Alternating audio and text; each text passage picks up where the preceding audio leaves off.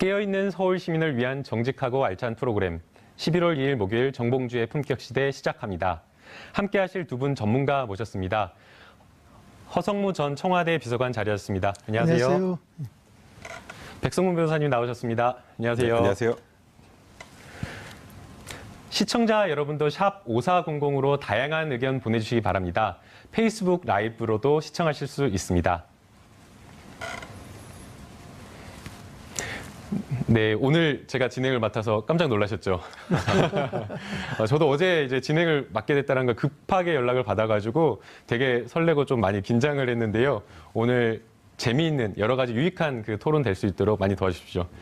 네, 어제에 이어서 오늘 또 국정원의 특수활동비가 계속해서 논란이 되고 있습니다. 사실 어디에 이 돈이 쓰였는가라는 부분에 대해서 많은 궁금증을 가지고 있었는데요. 이 부분에 대해서 한 가지 지금 확인이 된 부분이 나온 것 같습니다. 지금 4.13 총선을 앞두고 청와대가 이 돈으로 국정원 여론조사를 했다라고 지금 이야기를 하고 있는데 일반적으로 청와대에서 이런 여론조사 할 수 있는 건가요, 비서관님? 이런 여론조사는 안 합니다. 근데 이제 청와대가 여론조사는 하죠. 주로 이제 대통령에 대한 국정 지지라든지 뭐 민심의 현황 또 어떤 특정 정책에 대해서 어떤 그 민심의 반응이었든지 이런 걸 살펴보기 위한 그런 그야말로 국정과 관련돼서는 여론조사를 합니다. 여론조사 할 때는 뭐 어떤 특정 업체에 몰아주지는 않고요. 몇 개 업체에 이렇게 균등하게 나눠서 그렇게 여론조사를 하고 하는데 그래서 뭐 청와대는 여론에 민감할 수밖에 없기 때문에 그런 여론조사를 담당하는 것을 뭐 정무수석실이나 이런 데서 하기도 하고 또 어떤 정권에서는 여론조사 비서관을 따로 둬서 여론조사를 했던 적도 있습니다. 여론조사를 하지만 이렇게 이제 특정 정당의 특정 정파의 뭐 정치적 그 이해관계를 위해서 여론조사를 한다. 이건 있을 수가 없는 일이죠. 이것은 뭔 의미인가 하면은 바로 청와대가 정치에 바로 개입하고 있다는 것이고 또 특정인들의 정치적 그 편의를 위해서 청와대가 편의를 제공해주고 있다는 것이기 때문에 뭐 특정 정당의 경선에부터 청와대가 지금 개입하고 있는 그런 일이거든요. 이거는 뭐 있을 수 없는 정치 개입이고 국정농단이다 이렇게 보입니다. 그러니까 이 여론조사가 기존의 청와대가 했던 그런 어떤 여론조사가 아니라 특정한 지역에 그것도 뭐 새누리당의 여론조사가 아니라 그 새누리당 내의 특정 정파 그 그렇죠. 계파 소위 말하는 친박의 그 여론조사를 했다라는 점에서 크게 문제가 되는 것 같은데요. 지금 뭐 정확한 내용을 다 볼 수는 없지만은 이 여론조사를 반복적으로 했다는 거 아닙니까? 한 지역에. 그렇게 하면서 특정 후보가 인지도가 높아지고 더 유리해지는 방향으로 유도해 나가는 그런 방식의 여론조사를 지금 반복적으로 해서 그 후보가 공천을 받을 수 있도록 또 공천을 받아 유리해질 수 있도록 이런 구도로 했다니까 이건 정말 듣도 보도 못한 정치 개입이고 뭐 그것도 이제 돈을 청와대에서 지불을 하지 않은 거 아닙니까? 왜냐하면 청와대에서 지불하지 않은 것은 왜 이럴까? 청와대도 청와대 비용으로 이걸 지불하면 불법일 거구나 하는 걸 이미 알았다는 것이죠. 그러니까 이제 돈을 지불 못하고 있으니까 이 업체 쪽에서 끊임없이 돈을 빨리 지불해라는 압박을 가했고 돈을 지불하기 위해서 이제 방법을 찾다가 국정원의 특수활동비로 지불했다는 거 아닙니까?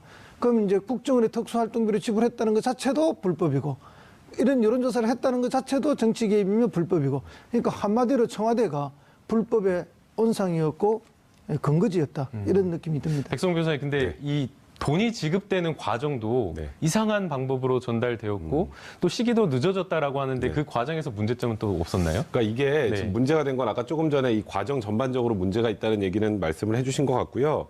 이 과정에서 이제 좀 석연치 않은 부분들이 몇 개 나와요. 그러니까 일단 이 여론조사를 했던 업체 대표도 MB 정권 또 박근혜 정권 시절에 정무수석실에서 행정관을 지냈던 분이 명의상 대표는 아니지만 사실상 대표였고 그리고 지금 이게 요즘에 사실 국정원 특활비 논란이 이제 국정원 사태가 계속 문제가 불거지다 보니까 슬그머니 지난달 10일에 이제 이 법인이 해산이 되고 그리고 다른 또 여론조사 기관하고 흡수합병이 됐단 말이에요. 그럼 이게 과연 과거에 관련된 무언가 잘못된 부분들을 좀 삭제하고 없애려고 했던 게 아니냐는 의혹을 받고 있는 거고 관련돼 있는 분들 얘기로는 그 당시 상황을 뭐 할 말은 많지만 지금 뭐 그 당시의 사람들과의 이해관계 때문에 지금 말하지 못한다고 하는데 이거는 조금 전에 말씀하셨던 것처럼 이상한 수준을 넘어서 불법입니다. 일단 그러니까 말 그대로 진박을 감별하고 진박에 도움을 주기 위해서 했던 여론조사이기 때문에 이건 공선법 위반 문제가 생길 수도 있고요. 공직선거법 위반이요? 네, 공선법 위반 문제가 생길 수도 있고요. 또 하나는 이런 거 지금 말씀하셨던 것처럼 하면 안 되는 거잖아요. 그럼 청와대에서 누군가 국정원에 지시를 했겠죠. 그럼 또 직권남용 문제가 나오고요. 그럼 국정원에서 무언가 이 자금을 집행하는 것 이거 정치관여행위잖아요. 그럼 국정원법 위반도 될 수 있고요. 네. 또 이걸 지시하는 것 자체가 또 나중에 또 직권남용 부분에다가 또 국고손실 문제도 생길 수 있고요. 그러니까 말 그대로 불법의 온상이 모든 게 다 모여 있었다고 보시면 될 것 같습니다. 지금 현재 박근혜 전 대통령이 받고 있는 그 재판, 그 혐의 18가지에는 지금 이 내용이 포함되지 않은 것으로 알고 있는데요. 만약에 지금 이 부분이 박근혜 전 대통령까지 관련되어 있다라고 하면 지금 현재 박근혜 전 대통령이 받고 있는 이 재판에도 뭐 영향이 있을까요? 그러니까 영향이 있을 수밖에 없죠. 이게 만약에 추가 수사를 해서 네. 지금까지는 이 지시한 대상이 당사자가 박근혜 전 대통령이라는 얘기는 나오지 않았는데 오늘 뭐 언론의 보도를 보면 이것과 좀 별개로 이재만 안봉근 비서관이 특수활동비를 받았잖아요. 매달 1억씩. 그리고 안봉근 비서관은 뭐 1,500만 원씩 용돈을 더 받았다고 하는데 이재만 총무비서관이 진술을 했다라는 이제 오늘 기사가 하나 떴는데 박근혜 전 대통령이 지시였다는 얘기를 했어요. 박근혜 전 대통령이 지시를 했다. 네, 네. 그 진술이 일단 지금 나온 건가요? 그게 이제 일단 언론 보도를 통해서 나왔는데 네. 그 언론 보도가 사실로 확인이 된다면 박 전 대통령은 여러 개의 혐의가 또 추가될 수밖에 없는 그런 상황입니다. 와, 그러면 어마어마한 사태 아닌가요? 사실 박근혜 전 대통령은 뇌물죄 수사 받으시면서 본인이 1원도 안 받았다. 이 더러운 돈 1원도 안 받았다 얘기하면서 오열했다라는 그런 소식도 전해졌는데 만약 그렇다고 한다면 박근혜 전 대통령이 지금까지 국민들 앞에서 했던 이야기가 사실과는 다르다. 완전히 거짓말한다. 이렇게 되는 그렇죠. 건가요? 예, 뭐 돌굴의 지도자였다 이렇게 말할 수 있겠죠. 예, 또 그 극과 속이 다른 지도자였다 이런 이야기도 가능할 것이고요. 어쨌든 이제 이게 보면은 박근혜 대통령 뭐 국민에게 자기 개인이 굉장히 뭐 청렴하고 깨끗한 척 이렇게 하셨는데 그랬었죠. 예. 그 이야기를 할 때마다 과연 그럴까 많은 사람들이 이제 의문을 했죠. 근데 이제 오늘 드디어 이재만 비서관이 박근혜 전 대통령의 지시로 국정원 돈을 받았다. 그리고 받아서 대통령이 지금 전달한 거 아니겠습니까? 네. 물론 이제 그 1억은 그대로 전달했는데 지금 느낌으로 보면 그 돈이 1억만 온 게 아니에요. 올 때 비서관들을 위한 별도의 용돈이 따로 온 것 같고 뭐 또 다른 사람은 그냥 또 다른 루트의 돈이 또 따로 갔고 그러니까 이게 이제 제가 보면은 돈이 섞인다는 건 뭡니까? 경제 공동체라는 거 아닙니까? 박근혜 대통령과 최순실 씨 간에 경제 공동체 이야기가 계속 나왔던 거 아닙니까? 그럼 지금 국정원과 청와대가 경제 공동체예요. 그럼 청와대의 국정 운영 방식이 국정원 운영 방식과 같고 국정원의 운영 방식이 청와대의 운영 방식하고 지금 한 몸이 된 거 아닙니까? 그러니까 이 국정원이라는 데가 그전에는 국가안전기획부였고 그전에는 중앙정보부지 않습니까? 중앙정보부를 누가 처음 만들었어요? 박정희 대통령이 만들었고 초대 중앙정보부장을 누가 했습니까? 김종필 전 총리가 하지 않았습니까? 이분들이 만들어서 국가안보를 위해서 만들었다 해놓고는 국가안보 물론 했겠지만 주로 했던 게 정치 공작, 정치적 방대파 잡아서 고문하고 그다음에 협박하고 회유하고 그럴 때 또 필요한 돈 썼던 거 아닙니까? 그게 특수활동비 그때도 썼겠죠. 자, 그런 역사와 전통을 가졌던 그 국정원이 끊임없이 반복돼서 해왔는데 정권이 바뀌면서 좀 좋아졌다가 다시 이명박 박근혜 정권이 되면서 돌아간 거 아닙니까? 그때 일 그대로. 그러니까 이게 참으로 참혹한 내용이다. 군사 독재 정권 시절에나 하던 짓을 이 박근혜 정권 하에서 다시 했다. 뭐 그렇게 보이고요. 이 이제 뭐 뒤에도 이야기가 나오겠습니다만은 문제는 네. 처음에 여론조사 비용으로 이 업체에서 10억을 달라 했다는 거 아니에요. 10억 원이나요? 네. 그럼 10억은 왜 근거가 뭐냐? 이런데 이제 청와대와 이야기하는 중에 5억으로 줄어들었다는 거예요. 아니, 10억과 5억은 어마어마한 차이인데 그게 이렇게 그러니까요. 고무줄처럼 왔다 갔다 할 수가 그럼 있나요? 과연 이 5억은 타당하냐? 예. 실제 원가는 그러면 1억이 들었느냐? 아니면 뭐 2억이 들었느냐? 3억이 들었느냐? 누구도 알 수 없는 거 아닙니까? 그러면 이 국가의 세금을 가지고 자기들이 치부의 수단으로도 또 쓴 거 아닙니까? 도대체 원가가 얼마인지도 모르는 여론조사를 10억 불렀다고 5억 받아가고 이거야말로 고무줄 중에 고무줄 아닙니까? 그러니까 이 국정원의 특수활동비를 가지고 마음대로 정치 개입도 하고 선거 개입도 하고 그러면서 원가를 알 수 없는 조사를 통해서 자기들의 치부의 수단으로 쓰고 방금 변호사님도 말씀하셨지만은 이명박 정부와 박근혜 정부의 정무수석실에 근무했던 행정관이 설립한 여론조사 기관에 이걸 몰아준 거 아닙니까? 그럼 요즘 흔히 이야기하는 일감 몰아주기예요. 이거 뭐라지게요? 특수관계인한테. 네. 이것도 문제가 심각한 거 아닙니까? 그래서 철저한 수사가 필요하다고 봅니다. 결국에는 박근혜 전 대통령에 대한 수사로 갈 수밖에 없다라는 생각이 드는데요. 지금 이재만 전 비서관의 이 진술이 나왔기 때문에 이 부분에 대한 아마 수사가 이루어질 것으로 보이는데 어떻게 될까요? 예. 일단 이게 네. 이재만 안봉근 비서관이 돈을 받은 건 시인을 했고요. 예. 근데 다만 이게 뭐 국정 운영 차원에 집행한 것이라고 하는데 그거는 아무리 봐도 지금 현 시점에서 아닌 것 같고 출구를 그럼 명확하게 얘기를 해야 되는데 출구가 명확하지 않잖아요. 근데 지금 일단 말씀하셨던 것처럼 박근혜 전 대통령이 이 지시한 것이 사실이라고 밝혀지면 일단 박 전 대통령에 대한 재판은 당연히 영향을 미칠 것이고 네. 이 다음 단계로 이재만 안봉근 이 두 비서관이 개인 비리를 목적으로 해서 만약 이 돈을 받았다. 그래서 지금 일각에서 나오고 있는 그 당시에 강남에 있는 아파트를 각각 한 채 샀다. 이러면 차라리 나요. 그런데 이 돈이 출구가 정치인들한테 들어간다라거나 예를 들어서 보수 지원단체 쪽으로 넘어간다라거나 하면 그럼 얘기가 또 다릅니다. 예를 들어서 이 돈이 여기가 정거장이었고 다른 데로 넘어갔다면 그럼 예를 들어서 이게 정치권으로 넘어갔다면 파장은 뭐 이루 말할 수가 없는 거고 그건 말 그대로 이 특수활동비 게이트로까지 번질 우려가 있는 상황이고요. 근데 지금 일단은 현재까지 나온 거는 출구에 대해서는 그렇게 많이 답을 하고 있지 않은데 일단 검찰에서 확인한 걸로 일부 출구는 자기들이 봐도 너무 터무니없는 곳에 쓰였다는 얘기를 했는데 그건 터무니없는 곳이 뭔지가 아직 검찰에서 나오지 명확하게 않았다. 밝히지 않은 상황이라 네. 이제 그 내용들이 좀 확인이 되면 그러면 이제 앞으로 이 내용이 이 정도에서 그칠지 아니면 더 커질지 정해질 것 같고요.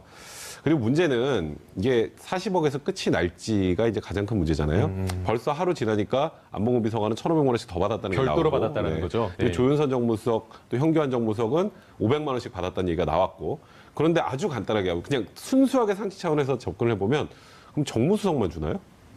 수석 많아요, 굉장히. 그리고 이 정무석실에 돈을 최초로 전달한 게 추명호 국장이잖아요. 네. 근데 추명호 국장이 누구 사람이죠?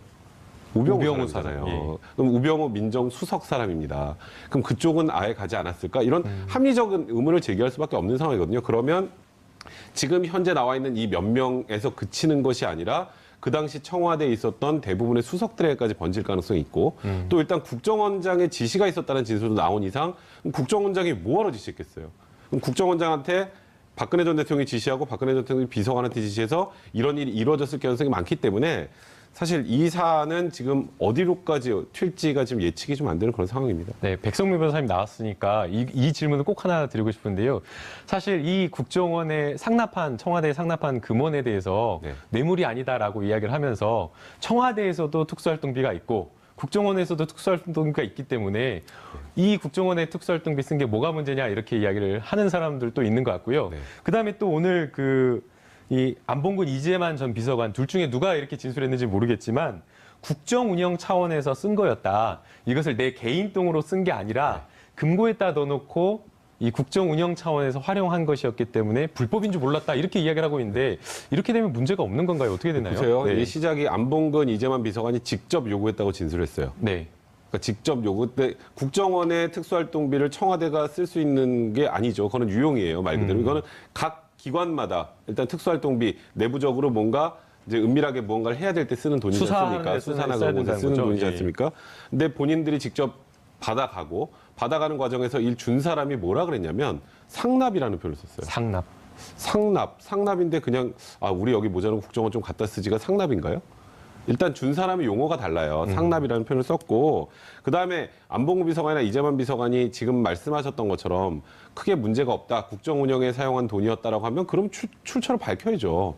그 출처를 이 돈이 어디 쓰였어요. 이거 보세요. 그럼 이거 국정 운영에 쓰였는데 청와대 특수활동비가 그 청와대 직원들한테 월급 플러스 알파로 많이 왔던 그런 관행들이 좀 있었던 건 사실이지 않습니까?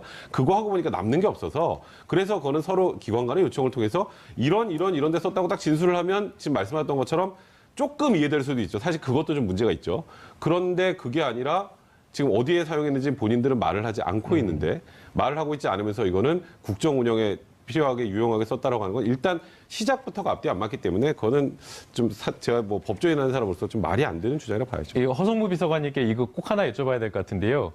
정우택 그 자유한국당의 원내대표가 과거에도 국정원에서 관행처럼 그래왔다. 그러면서 전 정권도 있어왔던 문제를 왜 이것을 마치 이제 중대 범죄인 것처럼 이야기를 하느냐 이런 이야기 하는데 허성무 비서관이 청와대에 계실 때 이런 일이 있었나요?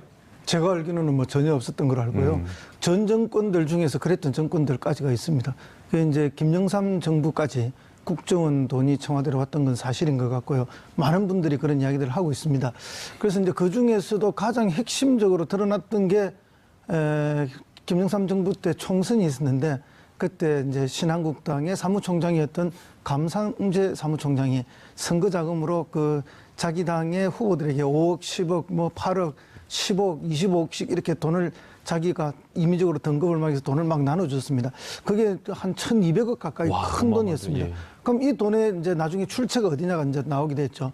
그랬더니 초기에는 뭐 김영삼 대통령의 대선 잔금이 아니냐, 대선하고 쓰고 남은 돈 또는 또 당선 축하금 이런 거 아니었겠느냐 이런 주장도 있었는데 결국 국정원 계좌에서 그 돈이 나온 것으로 그렇게 알려졌습니다. 국정원 계좌에서 나왔다면은 그게 진짜 국정원 돈인지 아닌지 계좌에 다른 돈이 들어왔다가 나간 건지는 알 수가 없지만 우리 상식적으로 국정원 돈이라고 본다면은 특수활동비가 아니었겠느냐 이런 짐작을 하는 거죠. 그때 이제 국정원 돈이 막 이렇게 청와대로 갔다가 당으로 갔다가 이렇게 하는구나 하는 게 세간에 공식적으로 알려지게 됐던 것이죠.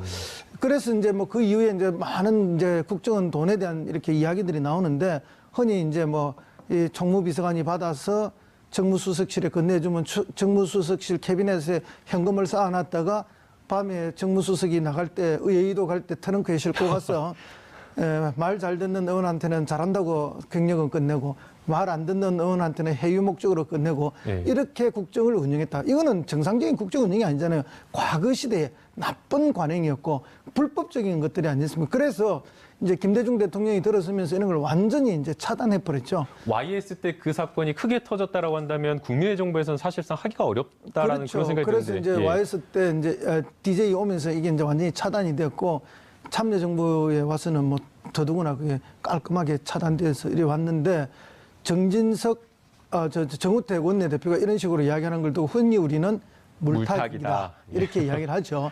이제 자신들이 했기 때문에 의뢰 누구도 하지 않았겠나 생각하는데 전혀 그렇지 않다고 보고요. 그러면 이제 그 사라졌던 그런 그 나쁜 관행들이 그럼 이명박 박근혜 정권에 와서 되살아났을 가능성이 있다. 그러니까 이게 이제 제가 아까 뭐 군사 독재 정권에나 있을 듯한 그런 공작들이고 그런 비용으로 쓰인 것이 아닌가 하는 게 이 사람들은 그런 거에 대한 감각이 그런 수준이에요. 그러니까 이런 짓을 아무런 도덕적 그거 없이 쓰는 거고 국정 운영이라 생각해서 불법인지 몰랐다는 소리를 함부로 내뱉게 도대체 무슨 국정 운영을 어떻게 하길래 이런 돈이 필요하는 거죠.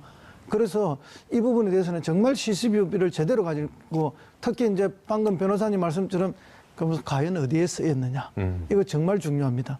아마도 이것을 뭐 박근혜 전 대통령이 그럼 받아가지고 이재만 비서관 이야기처럼 뭐 최순실 씨를 줬다든지 아니면 또 다른 누구한테 줬다면 그 극소수의 사람이라면 또 문제가 달라지는데 뭐 예를 들어서 다시 정무수석실로 내려가서 정무수석이 들고 가서 썼다든지 또 정치인한테 흘러갔다면 이 지금 서울의 여의도에 잠 못 이루는 밤들이 많을 겁니다. 근데 지금 말씀하셨던 것처럼 거기까지 퍼져나가기엔 현재 드러난 금액이 너무 작아요. 물론 네. 40억이라는 돈이 굉장히 큰 돈이긴 하지만 정치자금으로 사용되기에는 사실 그렇게 큰 돈은 아니죠. 그렇죠. 선거 한번 그래서 치르면 몇 억씩 들어가 이 있는 금액이 40억에서 그치는지 아니면 파본이 훨씬 많이 나오는지 파봐서 더 많이 나온다면 그러면 지금 말씀하셨던 것처럼 그런 방향으로 흘릴 가능성도 많고요. 그리고 아까 국정운영 차원의 집행이다. 그래서 이건 문제가 없다는 취지의 주장 말씀하셨는데 그냥 단적으로 이렇게 말씀드릴게요. 그러면 왜 은밀하게 차에서 007 가방으로 받습니까? 이 돈을.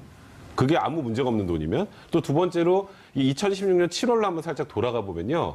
그때 우병우 민정수석의 처가와 넥슨 간의 부동산의 거래 의혹이 있다라고 해서 각 일간지에서 보도가 나오기 시작했어요. 난리가 났었죠. 예. 그리고 그 당시에 안종범 수석과 미르재단, K스포츠재단과 전경련과의 관계들이 기획 보도들이 나오기 시작할 때예요.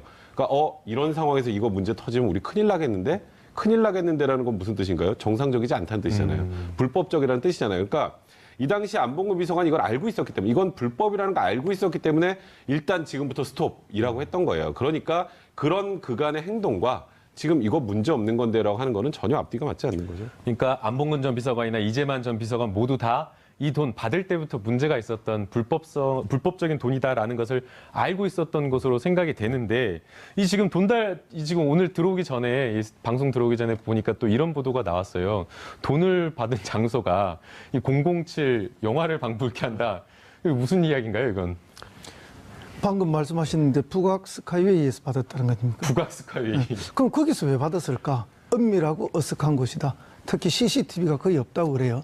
그러니까 이제 그렇게 받는 것 자체가 방금 말씀하신 것처럼 불법이라는 걸 스스로가 잘 알고 있었던 거죠. 숨기고 싶었던 거고 그래서 그런 식으로 받았던 것인데 이제 그만큼 주는 국정원이나 받는 청와대나 이것이 떳떳하지 못함을 스스로 다 알고 있었다는 것이고 그렇기 때문에 지금 뭐 국정 운영에 썼다, 뭐 국정 운영의 일환으로 생각했다 이것은 전부 그냥 입에 발린 소리에 불과하지 않는가 이렇게 보고요. 정말 용처에 대해서 제대로 수사해야 되고 아마 그 용처의 결과가 나온다면 국민들이 한 번 더 깜짝 놀랄 일들이 있지 않을까 이렇게 예상이 됩니다. 용처와 관련해서 갑자기 문득 제가 생각이 나는 게요. 그 지난번 그 탄핵 심판 때 국정농단 관련해서 최순실 씨가 박근혜 전 대통령 뭐 의상비라든가 진료비를 내줬다 그런 이야기가 나왔고 이게 뇌물죄가 아니냐. 백승 변호사님도 아마 그때 말씀하셨던 것 같은데 그 말이 나오자마자 청와대에서 윤전추 전 행정관이 봉투에다가 현금을 담아가지고 갖다 줬다고 최순실한테 갖다 줬다 그렇게 이야기를 해요. 그래서 그때 당시에 나왔던 이야기가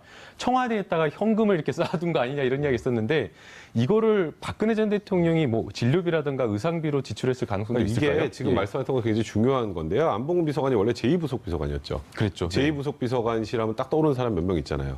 지금 윤전추 행정관, 그다음에 최순실이 바로 뒤에 있었던, 그다음에 이영선 행정관, 거기도 저 휴대폰 닦아서 주던 그 영상을 보고 네. 굉장히 충격을 받았는데 그곳으로 일단 돈이 먼저 갔었던 게 확인이 됐기 때문에 그 출처로 첫 번째 의심을 받는 게 박 전 대통령이 뭐 여성으로서의 사생활이라는 표현을 쓰면서 비선 진료 있었죠. 네. 뭐 기치료 아줌마, 뭐 주사 아줌마 들어왔던 거, 그다음에 뭐 의상 비용이나 이런 것들 사용하는 용도로 이걸 사용한 게 아니냐라는 것도 한번 수사 과정에 들여다 봐야 된다라는 게 지금 말씀하셨던 건 돈을 받은 주체가 안봉근 비서관이기 때문에 더 그런 얘기가 나오는 거죠.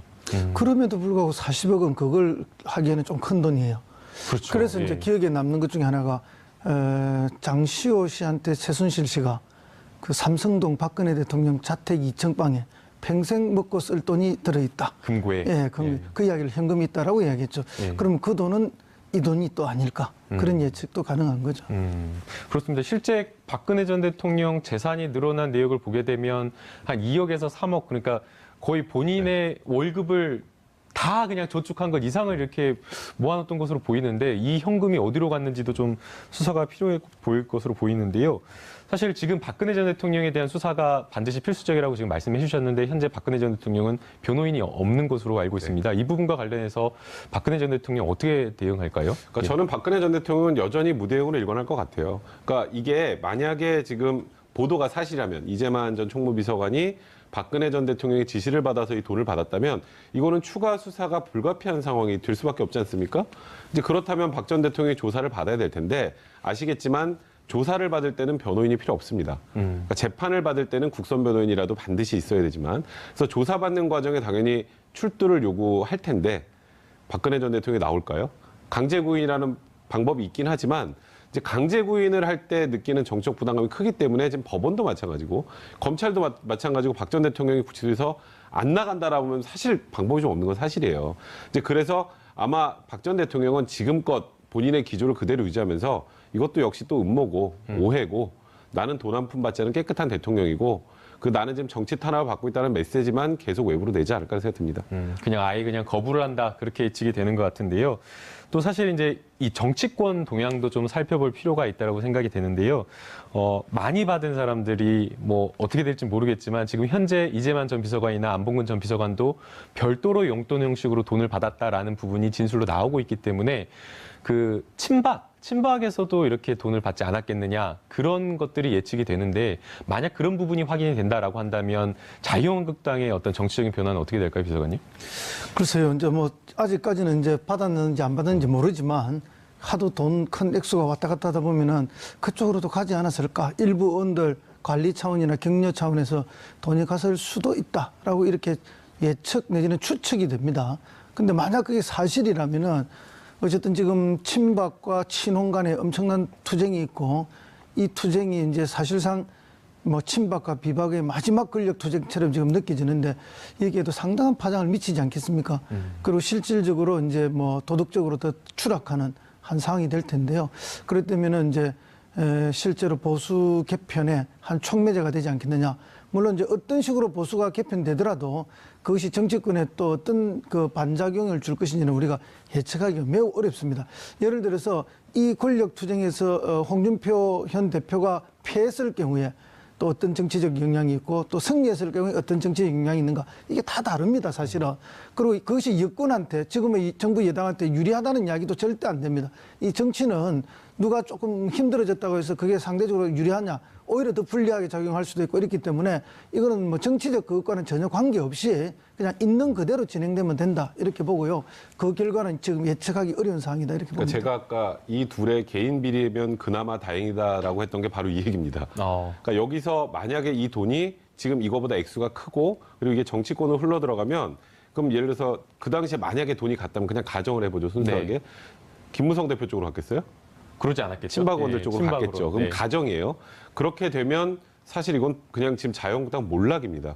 이 여러 의원들이 예를 들어서 안봉근 비서관으로부터 관리를 받으면서 봉투를 계속 받아왔다라는 게 사실로 확인된다면 그래서 제가 이 안에 개인 비리로 끝나면 그나마 다행이지만 여기서 넘어가면 게이트로 비화될 수도 있는 상황이기 때문에 이 부분에 대한 수사가 진짜 철저하게 진행이 돼야 된다는 겁니다.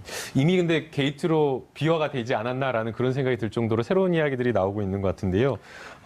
한편 이제 국정원 댓글 사건과 관련된 좀 내용을 좀 살펴보고 싶은데 얼마 전에 이제 30일 날 국정원 파견 근무했던 그 변호사 한 분이 이제 자살을 했어요. 사실은 뭐 범죄 수사와 관련해서는 별도의 문제로 임명이기 때문에 안타깝다라는 생각이 드는데요.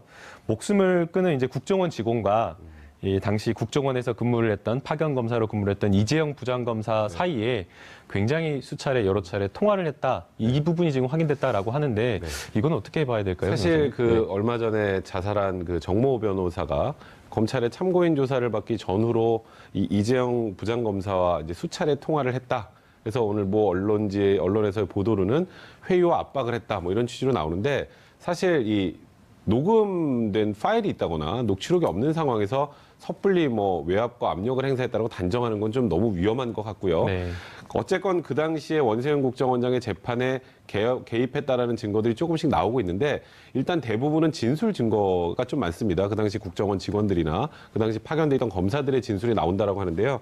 그 부분은 사실관계를 좀 더 확인해 봐야 될 필요가 있을 것 같고 지금 현재 이재용 부장검사는 현 상황을 굉장히 억울해하고 있다라고 합니다. 제가 전원으로 들어보니까. 그래서 지금 단정적으로 막 그 당시에 현안 TF에서 재판 자체를 다 조작하려고 했다라고 단정하기는 아직은 조금 이르다. 저는 개인적으로 생각됩니다. 근데 비서관님 그 국정원에 현안 TF라는 문건이 나와가지고 그 문건 안에 이 수사를 방해해야 된다라고 하면서 사무실이라든가 없는 문서를 만들어가지고 이렇게 조직적으로 방해를 했다라는 게 문서로 확인이 되었고 또 거기에 이제 주도적인 역할을 했다라는 게 검찰 검사들이었다라고 지금 이렇게 진술들이 나오고 있는데 만약 이게 정말 사실로 확인이 된다라고 한다면 이거 어떻게 될까요? 검찰도 상당한 타격을 입는 거 아닌가요? 그렇죠. 네. 검찰도 당연히 타격을 입고 뭐 이제 대개는 이제 국정원으로 파견됐던 검사들이 국정원에 가서 제대로 역할을 못 한다고 했는데 이번에는 정반대의 일이 되는 거죠. 국정원을 보호하기 위해서 친정이 검찰을 우롱하는 역할을 한 건데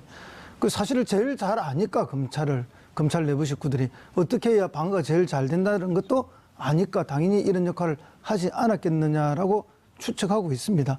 그러면 지금 자살한 사람은 그냥 변호사 신분으로 국정원에 가 있었던 분이고 지금도 나와서 그냥 변호사고 그 나머지 분들은 다 현직 검사들로서 파견됐다가 와서 지금도 현직의 부장검사나 검사장이 이런 분 아닙니까?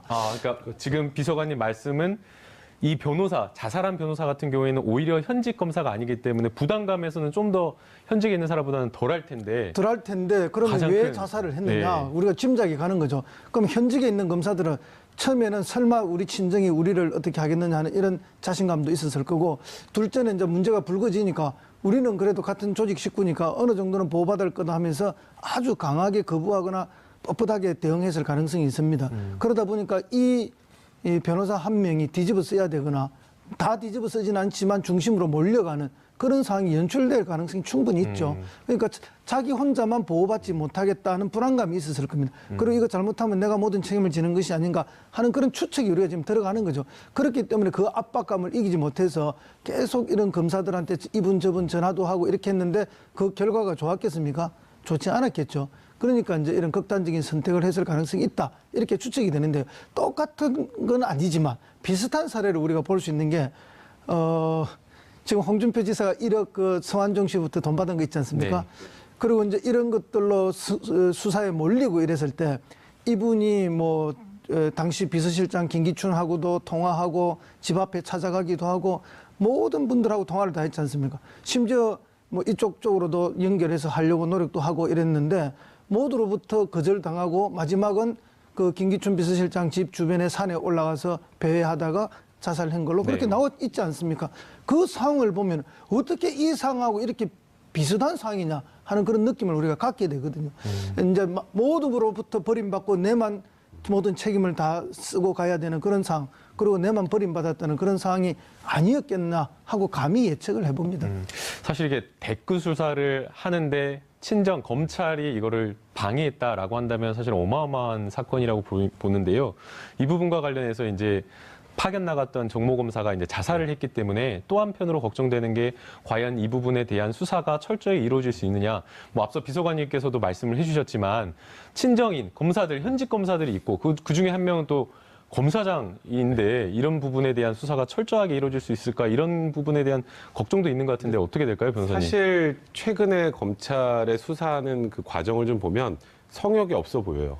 요즘엔. 이게 그렇기 때문에 사실 그 부분에 대한 걱정은 그렇게 많이 안 해도 될 것 같은데, 그러니까 다만 이제 얼마 전에 그 조응천 의원이 관련해서 이런 얘기를 한번 한 적이 있었어요. 국정원에 파견 검사들이 가면 사실 국정원은 내부 조직하고 외부에서 오는 사람들 철저히 분리해서 좀 왕따시킨다.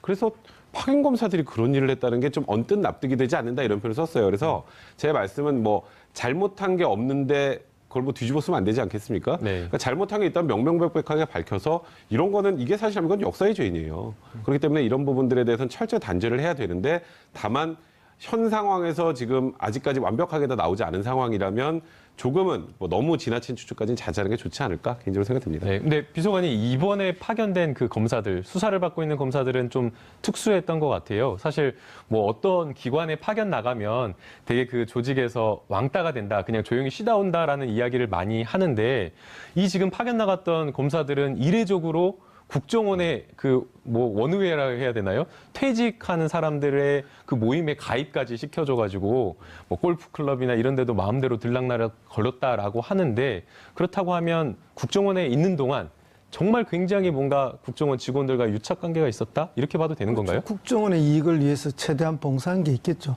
정말 국정원 많은 직원들이 우리를 위해서 큰 귀한 훌륭한 분들이다. 이런 생각이 있었기 때문에 그런 모임에도 넣어주고 골프도 같이 치고 즐겁게 행복한 시간들을 보내왔던 거 아니겠습니까? 그럼 왜 그러면 평소와 달리 그럼 이 검사들은 그렇게 했겠느냐? 그만큼 당시에 국정원 댓글 사건 수사에 대한 국정원의 위기감, 정권의 위기감이 컸겠죠. 그러다 보니까 파견 나와 있는 검사들에게 방어할 수 있는 역할을 맡겼던 거고 그 방어 역할에 충실했던 거고 그러다 보니까 이제 한 식구가 돼 있는 거죠. 그렇게 예측이 됩니다. 만약 이제 아직은 그 수사 중이기 때문에 변호사님께서 말씀하신 대로 좀 조심스러운 측면이 있는데 만약에 이것이 사실이다.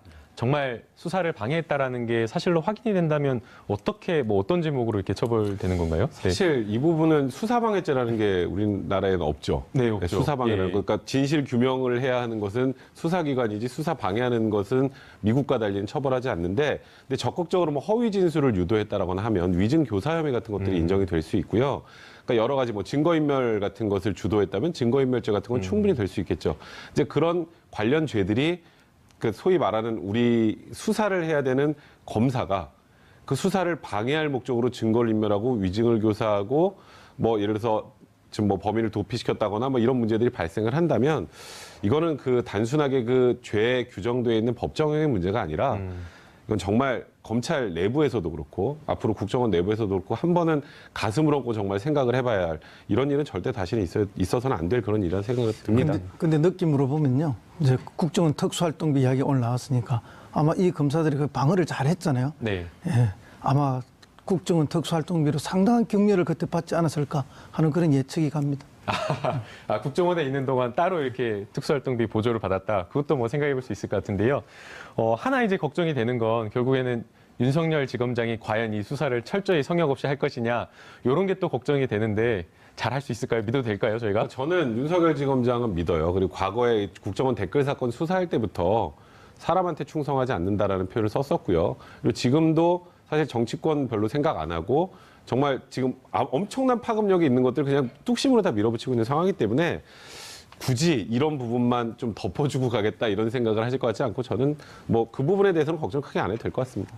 네. 백성문 변호사님께서 아주 중요한 말씀 해주셨다고 생각이 되는데요. 그 국정원에 파견 나간 검사들이 수사를 방해했다라고 한다면 뭐 위중교사나 뭐 증거인멸죄로 처벌받을 수 있지만 이들이 만약 정말 이런 일을 했다라고 한다면 그 이상의 사법방해, 수사를 방해한 것이고 정의 실현을 막은 것이기 때문에 엄청나게 큰 중대한 범죄를 저지른 것이 아닌가라는 생각이 듭니다. 정봉주의 품격 시대에서는 여러분의 소중한 의견을 받습니다. 샵 5400으로 주제에 맞는 다양한 의견 문자로 보내주시면 감사하겠습니다. 100원의 정보 이용료가 부과되는 거 알고 계시죠? 12월 2일 목요일 정봉주의 품격시대 두 번째 주제에 들어갑니다. 매주 목요일마다 TBS 의뢰로 여론조사 전문기관인 리얼미터가 국정 지지율과 주요 현안에 대한 여론 동향을 알려주는 시간을 마련하고 있죠. 관련해서 전문가 두 분 모시고 이야기 나눠보도록 하겠습니다. 박시영 윈지코리아 컨설팅 부대표 자리하셨습니다. 안녕하세요. 반갑습니다. 박세영입니다.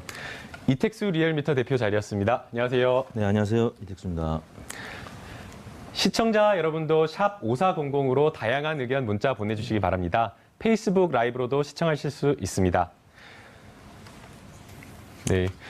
항상 그 정봉주 의원님이 두 분 모시면 예. 아재 개그를 하셔서 저도 무슨 개그를 준비해야 되나 이렇게 생각을 했는데 이 박시영 그 부대표님께서 예. 아재 개그를 너무 싫어하셔서 제가 그냥 넘어가도록 하겠습니다.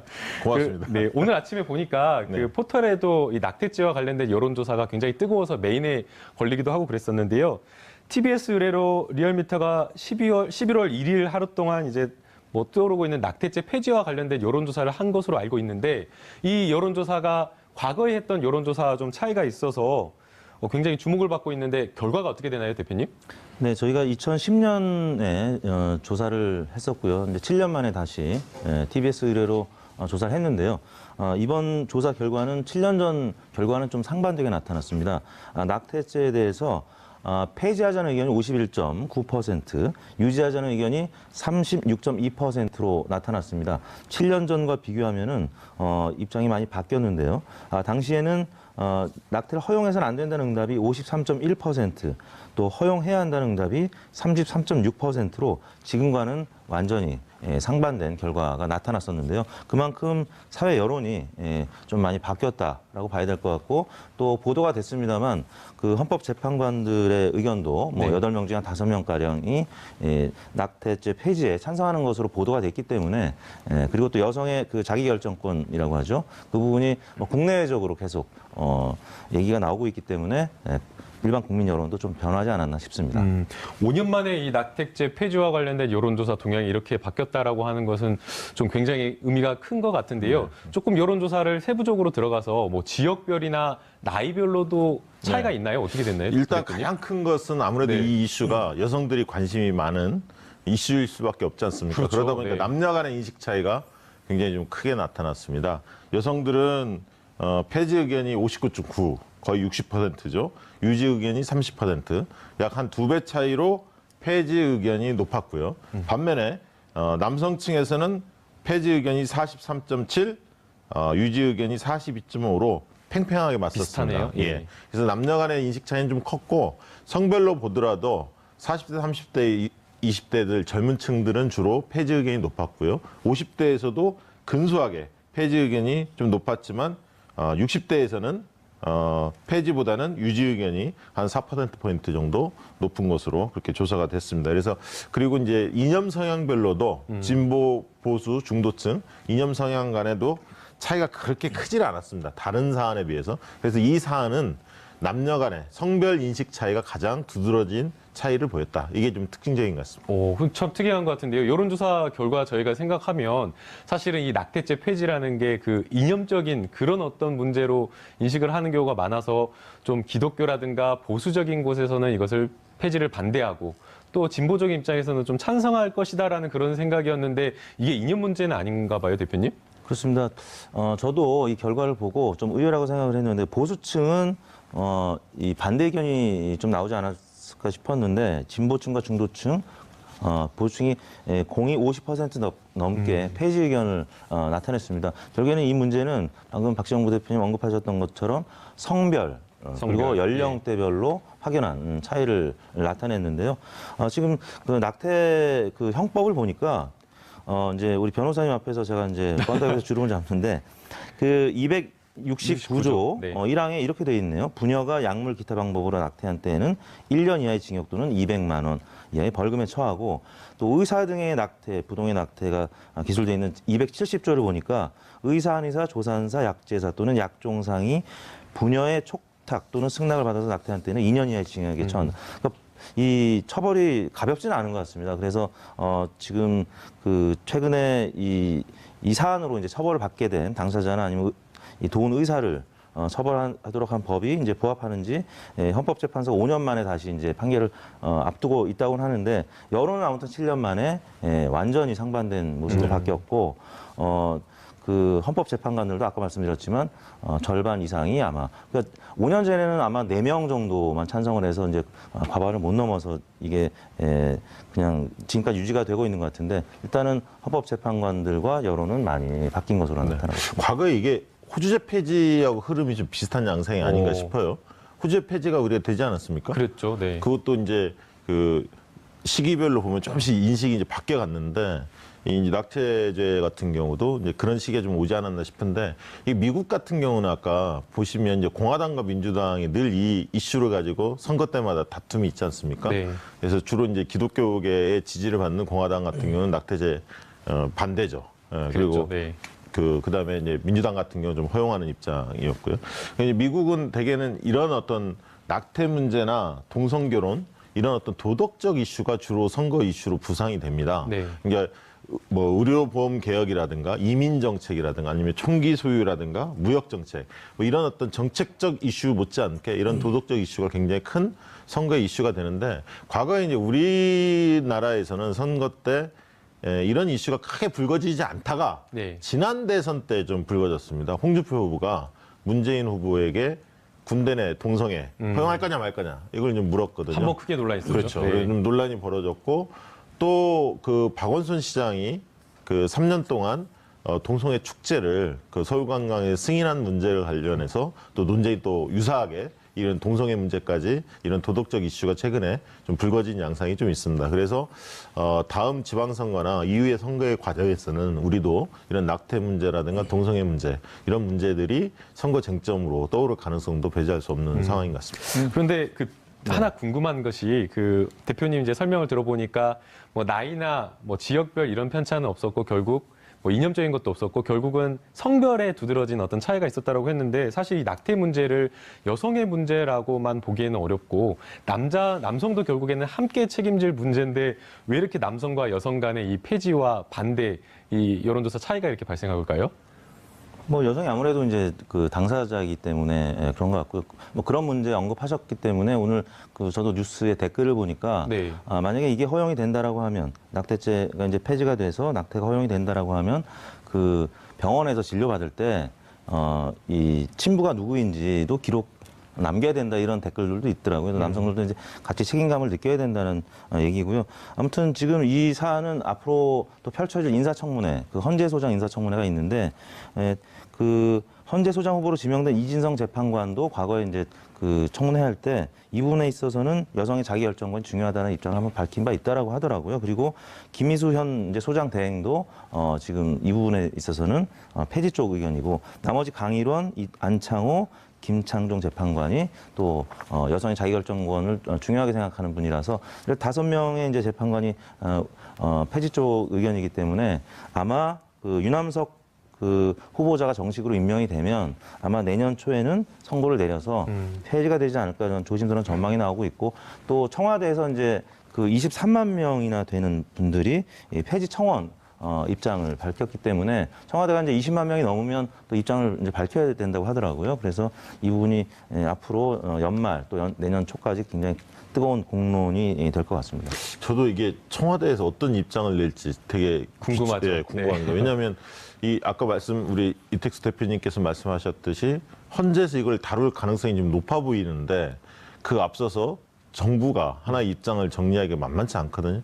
네. 공론조사를 붙일 수도 있겠지만 그래서 아마 상당히 이렇게 어떤 입장을 정리할지 저희도 관심거리고 곤혹스럽지 않을까 그렇게 생각도 좀 듭니다. 예, 사실 이제 헌법재판소에서 위헌 소송을 할 때에 정부 기관과 관련된 내용이면 정부에서 관련 부처의 의견을 다 받도록 되어 있습니다. 그래서 심리를 할 때 판결문에도 법무부의 의견은 이렇다라는 주장들을 쭉 정리하게 되어 있는데요. 사실 이 문제는 어떻게 보면 그 정부의 어떤 입장과는 또 직접적으로 관련은 없는데 청원이 지금 이렇게 청와대에 네. 들어와 있는 상황이어서 아마 청와대에서도 답변을 내릴 수밖에 없을 것으로 생각이 되는데요. 그 후보 시절에 문재인 당시 대통령의 후보였던 그 말을 보게 되면 아직은 다양한 입장이 있어서 많은 논의를 통해 합의를 도달하는 과정이 필요하다라고 하면서 굉장히 좀 신중한 입장을 보이셨어요. 네. 이 부분에 대해서 청와대에서 어떤 입장이 나올까요? 이게 지금 그동안에 이번에 그 원전 관련해서 공론조사 할 때도 갈등 이슈들 그리고 수기 과정이 좀 필요한 이슈들에 대해서는 충분한 수기 과정을 통해서 정부 입장을 결정을 하겠다 이런 것들이 새 정부의 어떤 철학이기 때문에 그렇죠. 네. 제가 볼 때는 공론조사 배제할 수는 없다고 봅니다. 왜냐하면 이 이슈들이 사실은 각자 주장이 사실 팽팽하거든요. 지금 이제 폐지 쪽으로 많이 흘렀기는 흘렀습니다만 그래서 이제 그렇게 할 수도 있지만 이제 공론조사라는 게 상당한 사회적 비용이 또 수반되기 때문에 쉽사리 또 결정하지 못할 가능성도 있고 어떻게 결론이 낼지 저도 좀 관심거리인데 흐름상 보면 오늘 이번에 그 리얼미터가 이 조사 결과를 발표한 게 굉장히 의미가 있고요. 네. 이런 부분들을 청와대도 상당히 그 뭐랄까요 판단에 중요한 어떤 잣대를 삼지 않을까 그런 생각도 좀 듭니다. 두 가지 선택지에서 뭐 하나를 선택할 것 같지는 않고요. 제가 볼 때는 네. 여론의 이제 입장이라든지 아니면 헌법 재판소의 판결을 존중하겠다 이 정도로 입장을 피력하지 않을까. 왜냐하면 그 51대 36이라는 편차가 있긴 했습니다만 어느 쪽을 또 손을 들어줌에 따라서 다른 쪽 지지자들한테는 또 대통령 국정수행 지도가 또 지지 철회 쪽으로 갈 수도 있기 때문에 굉장히 조심스러운 부분이거든요. 종교적인 부분도 있고 여러 가지 문제 있어서 조심스러운 부분이 있기 때문에 제가 봤을 때는 좀 조심스러운 입장을 표명하는 정도로 마무리할 그 부분도 고민은 해볼 법한데요. 그 뭐라 그래야 되나요? 정치적인 민감도라 그래야 되나요? 네. 이 이슈에 대해서 만약 청와대가 반대나 찬성의 의견을 냈다라고 한다면 그에 따라서 뭐 정부나 아니면은 뭐 여당에 이렇게 정치적인 어떤 영향이 미칠 가능성도 있을까요? 정부로서는 네. 약간 곤혹스럽겠죠. 왜냐하면 지금은 주로 이제 적폐청산에 대한 어떤 의제를 가지고 개혁 드라이브를 좀 걸고 있는데 이런 갈등 이슈가 또 불거지면 의제들이 여러 가지가 이제 분산되기도 하고요. 또 현실적으로 보면 내년에 또 지방선거가 있기 때문에 이 입장을 명확하게 내기는 상당히 부담스러울 것 같고요. 근데 이게 내용을 좀 들여다보니까 이게 네. 이제 95년에 법이 개정이 됐더라고요. 20년이 벌써 지난 상황이라서 한 번쯤 시대적 변화에 맞게 이 부분들은 공론할 필요는 분명히 있어 보입니다. 실제 그 2년 이하의 징역과 200만 원 이하의 벌금으로 되어 있는데 실제 처벌되는 경우는 대부분 다 벌금이고요. 법원에서도 이제 판사님들이 판단을 할 때에 낙태에 이르게 되는 그 과정 속에서 여성들이 고민하는 그런 어떤 괴로움이나 어려움을 알기 때문에 벌금도 굉장히 좀 낮은 액수로 하고 있기 때문에 아마 사회적인 좀 변화는 필요할 것으로 보이는데요. 결국 이제 헌재의 입장, 헌재가 어떤 판결을 내릴까라는 그 부분이 조금 고민이 되는데 앞서 이제 대표님께서 말씀을 해주신 대로 헌재에서도 굉장히 조금 전향적으로 생각하는 재판관들이 많다 그랬는데 이번에 심리 결과는 대략 언제쯤 어떻게 나올 것으로 예측하시나요? 아까 말씀드렸던 것처럼 유남석 후보자가 이제 임명이 되면 이제 심리를 하게 된다는 것인데요. 아마 이제 내년 초쯤에는 선고가 내려질 가능성이 내년 높다고 초요? 보도가 네. 나오고 있습니다. 그래서 오늘 그 TBS 여론조사 결과가 7년 전에 비해서 많이 바뀐 이런 여론 동향을 아마 재판관들도 좀 참고하지 않겠습니까? 그래서 그런 부분 감안한다라고 하면 기존의 이제 재판관들의 입장과 결부해 봤을 때 폐지 쪽으로 가지 않을까라고 조심스럽게 전망이 되고 있습니다. 제가 봐도 이게 어쨌든 이 구인 체제가 돼야만이 이게 3분의 2 통과가 돼야 하니까 현실적으로 6분이 합헌 폐지 의견을 내야 이게 통과되는 거 아닙니까? 개정이 되는 거이기 네. 때문에 현실적으로 그 유남석 헌법재판관 임명이 이 부분이 좀 확정이 된 이후에 그렇다면 뭐 연말보다는 연초 정도가 가능성이 있지 않을까 그렇게 보여집니다. 또 하나 이제 짚어봐야 될 것이 사실 7년 만에 이렇게 그 찬성과 반대가 확연히 이렇게 드러날 정도로 변화를 했다라고 하는 것은 뭔가 이제 국민들 인식 변화에 영향을 미친 게 있었다라고 생각이 되는데요. 그 부분은 그 대표님께서는 어떻게 보고 계시나요? 네. 사실 이제 그 남성들의 뭐 책임과도 이제 결부가 되는 것인데 예전에 비해서 이제 뭐 결혼이라든지 재혼 이런 부분들이 뭐 이혼도 그렇고 많이 이제 빈도가 이제 많이 늘어났고 또 이제 예외가 인정이 되는 뭐 강간이라든지 근친상간에 대한 임신 또 임신 산모의 건강이 우려될 때 예외적으로 지금 임신 중전수를 허용이 되고 있는데 이런 사례가 과거에 비해서는 또 많이 보도가 되고 있고 이 부분은 이제 우리나라뿐만 아니라 외국에서도 많이 보도가 되고 있기 때문에 뭐 그런 부분이 더 과거에 비해서 국민들한테 좀 영향을 미치지 않았나 싶습니다. 저도 두 가지로 보는데 하나는 말씀하신 대로 좀 최근에 들어서 이 흉악범죄들이 굉장히 많아지지 않습니까? 네. 그러다 보니까 뭐 말씀하신 대로 강간이라든가 이런 어떤 근친상간에 의한 범죄, 임신, 원하지 않는 임신이겠죠. 이제 그런 것들이 좀 빈번하기도 하고 질환성 임신들도 좀 나오고 있고요. 그 다음에 이제 뭐냐면 실제로 자료를 보니까 한 16만 건 정도가 실질적으로 그 낙태 연시술 건수가 한 해예요? 한 해에 그렇게 된다고 엄청나죠. 하는데 예. 실질적으로 자료에 의하면 70% 정도가 불법으로 낙태 시술을 하고 있다 이렇게 지금 알려지고 있거든요. 그런 부분들을 시민들이 알고 있죠. 사실은 공공연하게 예. 낙태가 이루어지고 있다는 걸 대부분 알고 있기 때문에 그럴 바에는 차제에 이걸 공론화를 올려서 논의를 해서 오히려 부작용이 있는 부분들은 좀 충분하게 수기해서 대책을 마련하는 쪽으로 그렇게 생각들이 좀 옮겨간 게 아닌가, 변화한 게 아닌가 그렇게 생각이 듭니다. 실제 그 부대표님께서는 그 청년 시절에 이런 고민 상담하는 뭐 후배나 선배 이야기 들으신 적 있었나요? 그럴 때는 그런 여유가 없었습니다. 저희 때는. 네. 아, 네. 그때는 그런 이유가 없어요. 요즘에 많을 것 같은데요. 이런 사안 발생하는 경우. 그리고 보니까 청원 내용이 단순히 낙태죄 폐지만 얘기하는 게 아니라 그 청와대 청원 내용을 보니까 자연유산을 유도하는 약이 있다면서요. 그거를 국내 합법화하자 그렇게 요구를 하는 것 같습니다. 그래서 이제 여성의 자기결정권을 좀 존중해 줬으면 좋겠다. 그래서 이제 그 약이 119개국에서는 합법으로 그 인정을 받고 있는 모양이에요. 그래서 이제 여성계에서는 그런 걸 강력히 요구하는 것 같습니다. 남성들의 경우에는 이제 그 당사자가 아니어서 그런 부분도 있을 것 같고요. 또 저희 세대는 사실은 결혼해서 그 애를 낳는 과정. 근데 혼전에 애가 생기면은 네. 대부분 그때는 그냥 결혼을 했던 것 같습니다. 그걸 핑계로 이제 또 결혼을 했던 친구들도 있었지만 요즘에도 이제 네. 약간 그런 경향도 좀 있지 않나요? 아, 요즘에는 그런 경향이 없는 것 같습니다. 없어요? 제가 언뜻 제가 제 기억을 더듬어 보니까요. 제가 대학교 막 입학했을 때 2000년대 그때가 막 변화의 시기가 아니었던가 생각이 들어요. 그래서 혼전 순결 서약식을 해가지고 저도 혼전 순결 선서를 했던 기억이 나는데 그래서 그 전에는 혼전 순결을 좀 지켜야 된다라는 그런 사회적인 좀 분위기가 있었던 것 같고 조금 이제 2000년대 후반으로 이렇게 중반 후반을 거치면서 좀 자유스럽게 연애를 한다라는 그런 어떤 분위기 속에서 사회적인 어떤 인식의 변화가 좀 생기지 않았나라는 좀 그런 생각이 변호사님 지금 듭니다. 미혼이시죠? 네, 미혼입니다. 서약을 잘 지키고 계시나요?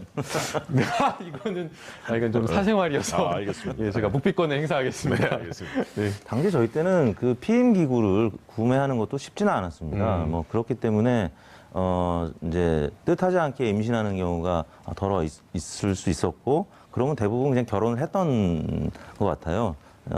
지금처럼 뭐 낙태를 해야 되느냐 말아야 되느냐 고민을 하는 게 아니라 이건 이제 결혼을 해야 마느냐 뭐 이 고민을 더 먼저 했던 것 같습니다. 저한테도 그런 일이 생겼으면 빨리 결혼할 텐데 예, 얼른 다른 질문으로 넘어가도록 하겠습니다. 예, 또 문재인 대통령에 대한 국정 지지도가 궁금한데요. 조금 변화가 있었다고요, 대표님? 네, 그렇습니다. 문재인 대통령 지지율이 최근 들어서 좀 보합세를 보이다가 오늘 발표된 TBS 여론조사 결과를 보면 2.2%포인트 상승한 69.4%를 기록했습니다. 부정평가는 1.6%포인트 하락을 했고요. 한중 관계 회복이 큰 영향을 미친 것 같고 또 어제 있었던 국회 시정연설이 여론의 주목을 받으면서 특히 어제 일간으로는 71.7%까지 올랐습니다. 이 수치는 9월 그 4일 이후에 2개월 만에 저희 리얼미터 조사에서는 2개월 만에 일간 지표가 70%대로 올라선 것이고요. 지금 보시는 그래프는 주중 집계, 월, 화, 수 3일간 집계한 것인데 최근 그래프 보시는 것처럼 그냥 평행선을 그리는 것처럼 보합세를 보이다가 오늘 발표된 TBS 조사 결과는 2%포인트가량 오른 69.4%를 기록했고요. 또 이제 야당, 특히 이제 한국당 쪽에서 여러 가지 악재들이 전해져 왔고 또 안봉근, 이재만 두 전 비서관들의 국정원 자금을 수수했던 내용. 뭐 오늘 또 보도가 됐습니다만 이재만 전 비서관은 이제 박근혜 대통령의 지시로 그렇게 했다는 보도도 나왔는데요. 아무튼 이런 부분들이 또 다른 이제 적폐가 부각이 되면서 이 적폐를 아무튼 청산해 주기를 원하는 그런 기대하는 유권자들의 의견이 반영이 되면서 2.2%포인트 올랐고요. 아마 내일 모레 발표될 내일 발표되겠군요. 네. 한국갤럽 조사도 저희 조사가 이렇게 오르면 보통 이제 같이 트렌드가 따라오는, 비슷하기 네. 때문에 네. 지난주 발표된 게 아마 갤럽이 73%였던가요? 네.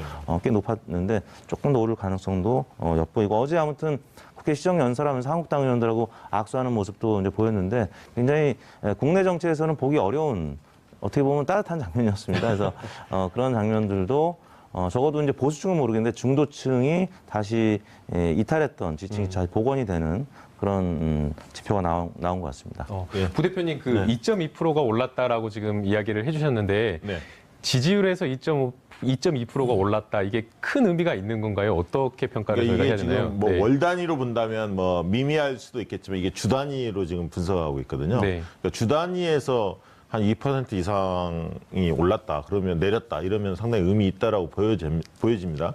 그러니까 저는 이제 크게 보면 한 세 가지 정도로 원인을 보는데 네. 첫 번째는 이제 대북 대외 관계가 상당히 안정 국면에 약간 들었다. 그러니까 한중 관계가 좀 풀렸죠. 사드 문제 때문에 굉장히 관계가 좀 경색돼 있지 않았습니까? 그리고 이제 북핵이나 미사일 실험이 최근에는 좀 줄었죠. 예. 좀 소강 상태에 있죠. 예. 그러다 보니까 이제 점차적으로 보면 그리고 트럼프 또 방한하고 그래서 어쨌든 그 대외 관계가 좀 안정적인 어떤 관리 모드로 좀 들어가는 그런 게 하나가 있을 것 같고요. 두 번째는 이제 이택수 대표 말씀하셨듯이 국회 시정연설에 대한 호평이 있고 세 번째는 적폐청산에 대한 어떤 필요성이 다시 부각도 되고 또 반면에 야당이 질의멸렬하고 각 당에 다 내분 사태가 좀 있거든, 주요 정당이. 이러다 보니까 대통령이 좀 더 부각되지 않았나 그런 생각이 듭니다. 사실 이제 야당에서는 청와대 문재인 대통령의 지지율이라고 하는 것은 빠지기 마련이다라고 이야기를 하면서 언젠가는 이제 지지율 빠질 거다 이런 이야기 많았었는데 과거에 그 이명박 전 대통령과 박근혜 전 대통령과의 비슷한 시기의 지지율과 비교했을 때는 어떤 정도의 차이가 있는 건가요? 뭐 이미 이제 이명박 전 대통령 같은 경우는 예. 집권 첫 해에 미국산 쇠고기 파동이 있었기 때문에 지지율이 뭐 굉장히 안 좋았었죠. 폭락했었죠. 예, 폭락했었고 박근혜 전 대통령 같은 경우는 집권 초기에는 뭐 50%, 뭐 60% 이렇게 기록했던 적도 있는데 아마 이맘때쯤 한 50%대가 아니었나 싶습니다. 그거 비교하면 지금 뭐 70% 안팎은 굉장히 높은, 그러니까 한국당이나 뭐 바른정당이나 국민의당에서는 믿겨지지가 않기 때문에 여론조사가 뭐 최근 들어서 샤이 보수가 너무 많아서 응답 안 해주는 것 아니냐라고 할 정도로 격차가 과거 대통령에 비해서는 크고 또 굉장히 오래 안정적으로 지금 유지가 되고 있다는 점이죠. 그만큼 노무현 전 대통령을 지켜주지 못했다라는 어떤 유권자들의 부채의식이 남아있는 상태에서 노무현 전 대통령의 지지율을 가장 많이 유산으로 받은 문재인 대통령에게는 또 많은 언론들이 진보 언론조차도 과거에 너무 노무현 전 대통령한테 좀 비판을 했던 모습 기억하고 있기 때문에 계속적인 국정 동력의 힘이 이른바 이제 팬덤 현상까지 생기면서 국민들이 만들어주지 않으면 적폐 청산이 좀 어렵지 않겠느냐라고 해서 예전에는 선거하고 나서 좀 정치에 관심도가 좀 떨어졌는데 지금은 뭐 여론조사에도 계속 적극적으로 응해주고 있고 뭐 댓글도 그렇고 굉장히 적극적으로 지지자들이 여전히 뭉쳐 있다. 관심도 높다라고 할 수 있을 것 같습니다. 이 역대 대통령 중에서 지지도를 임기 초반에 고공행진했던 게 YS였습니다. 네. YS가 약 70% 지지율을 한 6개월 정도 끌고 갔거든요. 그런 추세와 거의 지금 비슷한 거죠. 그러니까 5월 달에 임기를 시작했기 때문에 이 추세가 만약 연말까지 지속이 된다면 이제 YS 이후에 이제 최초로 YS를 돌파하는, YS는 한 6개월 정도 한 다음에 빠지기 시작했습니다. 네. 실질적으로는. 그래서 이제 상당히 높다. 그리고 이번에 보면 대통령의 이제 자세나 이런 부분들, 소통하는 노력, 이런 것들, 공감하는 노력, 이런 것들에 대한 칭찬이 많았는데 야당을 어떻게 요리할 줄 아는 이런 노련미도 상당히 돋보였어요. 이번에 시정연설 보니까 네. 이 플랜카드 딱 들고 있는데 그 사이를 쫙 걸어가면서 악수하지 않습니까? 네. 그러니까 플랜카드 현수막 들고 있다가 악수 안 할 수 없게 멋쩍게 만들고 네. 어떻게 보면 야당 의원들을 약간 옹졸하게 만들까요? 그러니까 점잖게 대우를 하면서도 상대가 좀 머쓱하게 옹졸하게 이렇게 보이도록 만드는 모습들을 보니까 야당을 요리할 줄 아는 그런 노련미까지 좀 보이시는 거 아닌가 그런 생각도 듭니다. 자유한국당 의원들 입장에서는 너무나 당황했을 것 같다는 생각이 들고요. 또 한편으로는 왜 우리는 저런 대통령이 없나 그런 생각도 많이 하셨을 것 같은데 실제 이제 어제 그 시정연설 뭐 연설의 내용도 굉장히 의미가 있었지만 그 대통령이 보여줬던 그 협치의 모습을 보였다라는 점에서 국민들이 되게 많이 감동했다라고 생각이 되는데 그 대표님께서도 아까 말씀을 해주셨지만 어제 그런 모습도 여론조사에 영향을 미쳤다라고 말씀을 해주셨는데 네. 근데 어제 여론조사가 그 어제 시정연설이 오후 늦게 있어가지고 네. 실제 여론조사에 이게 크게 반영이 된 건가요? 어제 여론조사에 이제 많이 반영되지는 못했겠죠. 네, 저희가 그럴 것 이제 같은 생각이 드는데. 투데이 롤링이라고 이틀간 조사를 해서 일간 집계를 내고 있기 때문에 어제 일간 조사 아까 70% 넘었다고 했는데 대략 어제 조사 1,000명 중에는 절반만 반영이 된 거고요. 네. 아마 이제 오늘 조사도 또 저희가 지금 진행하고 있는데 오늘 조사를 보면 그 영향이 좀 반영이 될 것 같은데 일단 그 한중 관계가 이제 호전이 되고 있는 모습 그 부분이 더 많이 반영이 된 것 같고요. 이제 물론 그 홍종학 장관 후보자라든지 네. 또 유남석 헌재 후보자, 이진성 헌재 그 소장 후보자 인사청문회가 이제 앞으로 예정이 돼 있는데 문재인 대통령의 지지율을 계속 좀 그 어렵게 했던 부분은 바로 안보 문제하고요. 그다음에 원전 문제, 그다음이 바로 인사 문제였는데 인사 문제가 지금 그 말씀드린 세 분의 청문회 과정이 남아 있습니다. 인사 청문회는 역대 대통령 모두가 다 어려운 그 시기였었고요. 지지율이 떨어질 수밖에 없는 과정이거든요. 얼마나 그 지지율을 이제 낙폭을 줄이느냐의 문제인데 아무튼 지금 고공행진을 하고 있는 그 상황에서 한중 관계가 계속 잘 풀리고 또 한미 정상회담이라든지 한중 정상회담이 진행이 되고 그런 과정에서 호재가 있는 반면에 이런 인사청문회 악재가 있어서 그게 어느 정도 상쇄가 될지 그 부분에 따라서 60% 후반을 지켜낼 수 있을지가 좌우될 것 같습니다. 그래서 궁금한 그 지점에 궁금한 점이 있는데요. 그 여론조사 지지율이 이렇게 잘 나온다라고 하는 것은 야당에서 지적하는 뭐 이게 정치보복이다, 적폐청산에 대해서 정치보복이다라는 이야기라든가 아니면 뭐 홍종학 후보자에 대한 뭐 여러 가지 인사와 관련된 뭐 문제에 대해서 야당이 지적하는 것들이 문재인 대통령 지지율에 영향을 미치지 못한 것이 아니냐라는 이런 생각이 드는데 그 부분 부정적인 요인은 어떻게 되는 그러니까 건가요? 호재 악재들이 늘 같이 막 네, 그러니까요. 터집니다, 사실은. 네, 네. 근데 이제 국민들이 볼 때는 신뢰할 수 있는 세력이냐 이런 것들 또 따져봅니다. 그러니까 이제 홍종학 사건 같은 경우는 약간 이제 정부의 입장에서 볼 때, 대통령 입장에서 볼 때는 청문회를 잘 통과해야 하는데 지금 만만치 않거든요, 상황이. 네. 그래서 만약 이게 낙마했을 때 상당한 데미지가 있을 수 있습니다. 이런 악재 요인은 있는데 또 호재 요인이 이 박근혜 정부의 그 국정원 이 불법 자금, 예, 상납 사건. 네. 특수활동비죠. 그 부분에 대해서 대통령이 직접 지시했다. 뭐 이런 뉴스들이 계속 나오고요. 그래서 또 MB의 다스 문제라든가 실소유자 이런 문제들이 계속 부각되기 때문에 당분간 저는 지지도는 꺾이지 않을 것 같은데 우리 국민들이 볼 때는 이런 걸 봅니다. 그러니까 정치적으로 좀 안정되고 있느냐를 또 중요시하는데 지난주에 국감을 거부하지 않았습니까? 한국당이. 네, 그렇죠. 그러다 이번에 복귀를 했죠. 근데 복귀 안 할 수 없었던 게 뭐냐면 복귀한 것도 저는 어떻게 보면 지지도 상승에 영향을 끼쳤다고 봅니다. 좀 안정적인 느낌이 들거든요. 홍준표 대표도 참석을 하고 왜 복귀했냐 한국당이. 7월 8일 날 트럼프 방안이 예정돼 있습니다. 트럼프 방안 때 당연히 국회에 들어갈 수밖에 없지 않습니까? 네. 야당 입장에서는. 예. 특히 보수당 입장에서는 당연히 들어가야 하는데.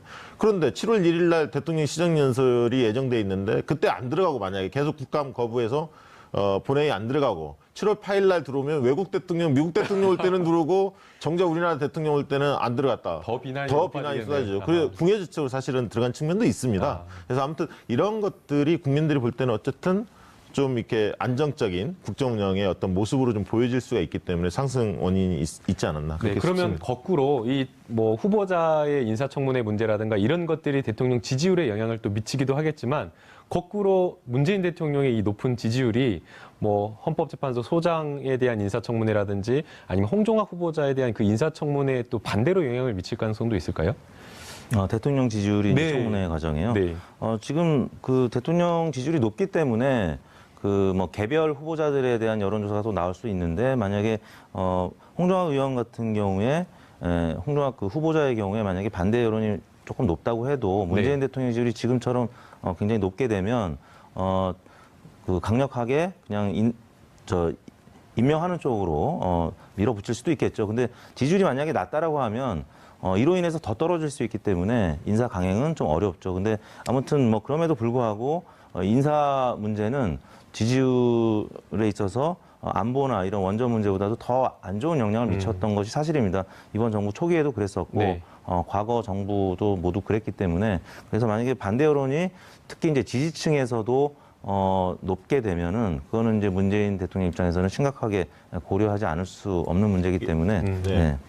이 대통령이 제가- 하나만 네. 말씀드리면 홍종학 그 장관 내정자 관련해서 대통령이나 정부의 입장에서는 상당히 곤혹스러울 겁니다. 왜냐하면 이게 중소벤처기업부의 지금 장관 한 자리만 지금 계속 몇 개월 동안 끌고 있지 않습니까?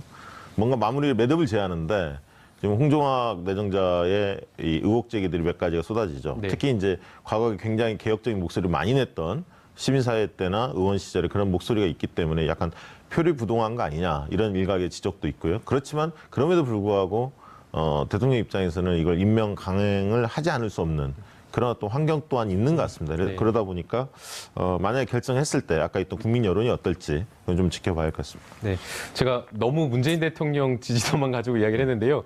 야당 쪽 이야기를 좀 해봐야 될 것 같습니다. 자유한국당이 사실 제1여당이고 지금 현재 내부 친박 정리 문제로 굉장히 복잡한 상황인데요. 자유한국당의 여론 지지도가 조금 변화한 것으로 보이는데 어떤 이유 때문에 좀 어떻게 변화를 한 건가요, 대표님? 이번 예. 주 1.4%포인트 빠진 17.5%를 기록했는데요. 일간으로 보면 어제 15.3%까지 빠졌습니다. 많이 빠진 거네요. 이거는 네. 이제 9월 4일 이후에 2개월 만에 가장 최저치로 떨어진 것인데 역시 이제 친박 출당을 둘러싼 당내 갈등 증폭 이 사실이 가장 큰 영향을 미쳤고 두 번째는 국정원 특수활동비 청와대 상납 의혹 이재만, 안봉근 두 전 비서관이 결국 체포돼서 이제 영장까지 청구가 되는 모습. 근데 박근혜 전 대통령한테까지 이게 상납이 됐다라고 하면 이건 정말 더 큰 문제거든요. 문제죠. 네. 이러면은 이제 자유한국당은 그 친박 그 의원들 출당시키지 않을 수 없는 상황까지 돼버리는데 아무튼 서청원 의원이나 뭐 최경원 의원은 계속 반발을 하고 있고 지금 최고위원회의가 이제 예정돼 있습니다만 여기서 또 어떤 사태가 터지고 홍준표 대표에 대한 또 여러 가지 안 좋은 그 뭐 녹취 자료라든지 뭐 이런 것들이 터져 나오게 되면은 한국당은 더 지지율이 빠질 가능성이 있습니다. 근데 이 이탈한 지지율이 또 바른정당으로 가는 것도 아닙니다. 바른정당 지지율이 이번 주 4.4%로 0.3%포인트 빠지긴 했습니다만 아무튼 최저치를 지금 계속 기록하고 있거든요.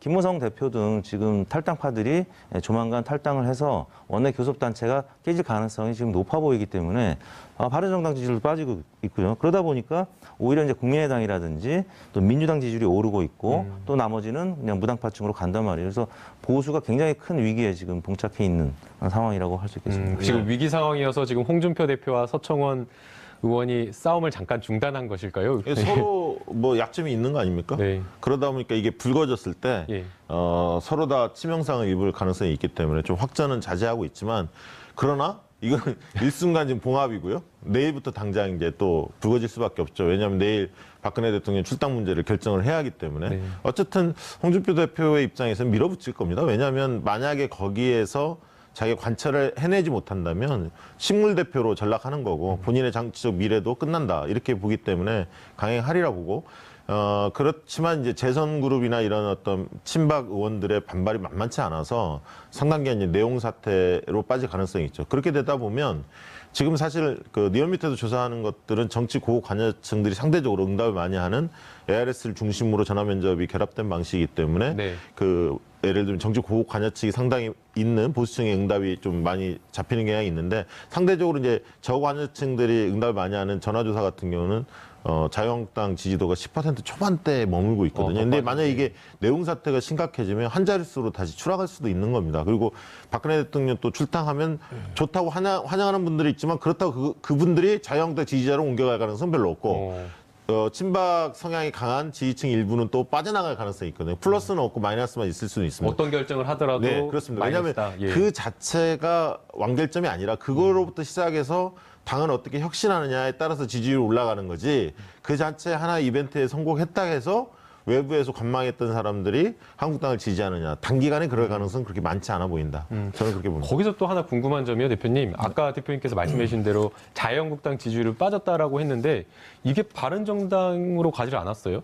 이거는 왜 그런 건가요? 바른정당 뭐 보수를 혁신하겠다라고 하면서 나왔는데 네, 바른정당의 예. 이제 상당수 의원들이 또 한국당으로 돌아갈 이제 가능성이 이제 커졌고 이게 뭐 많이 보도가 됐죠.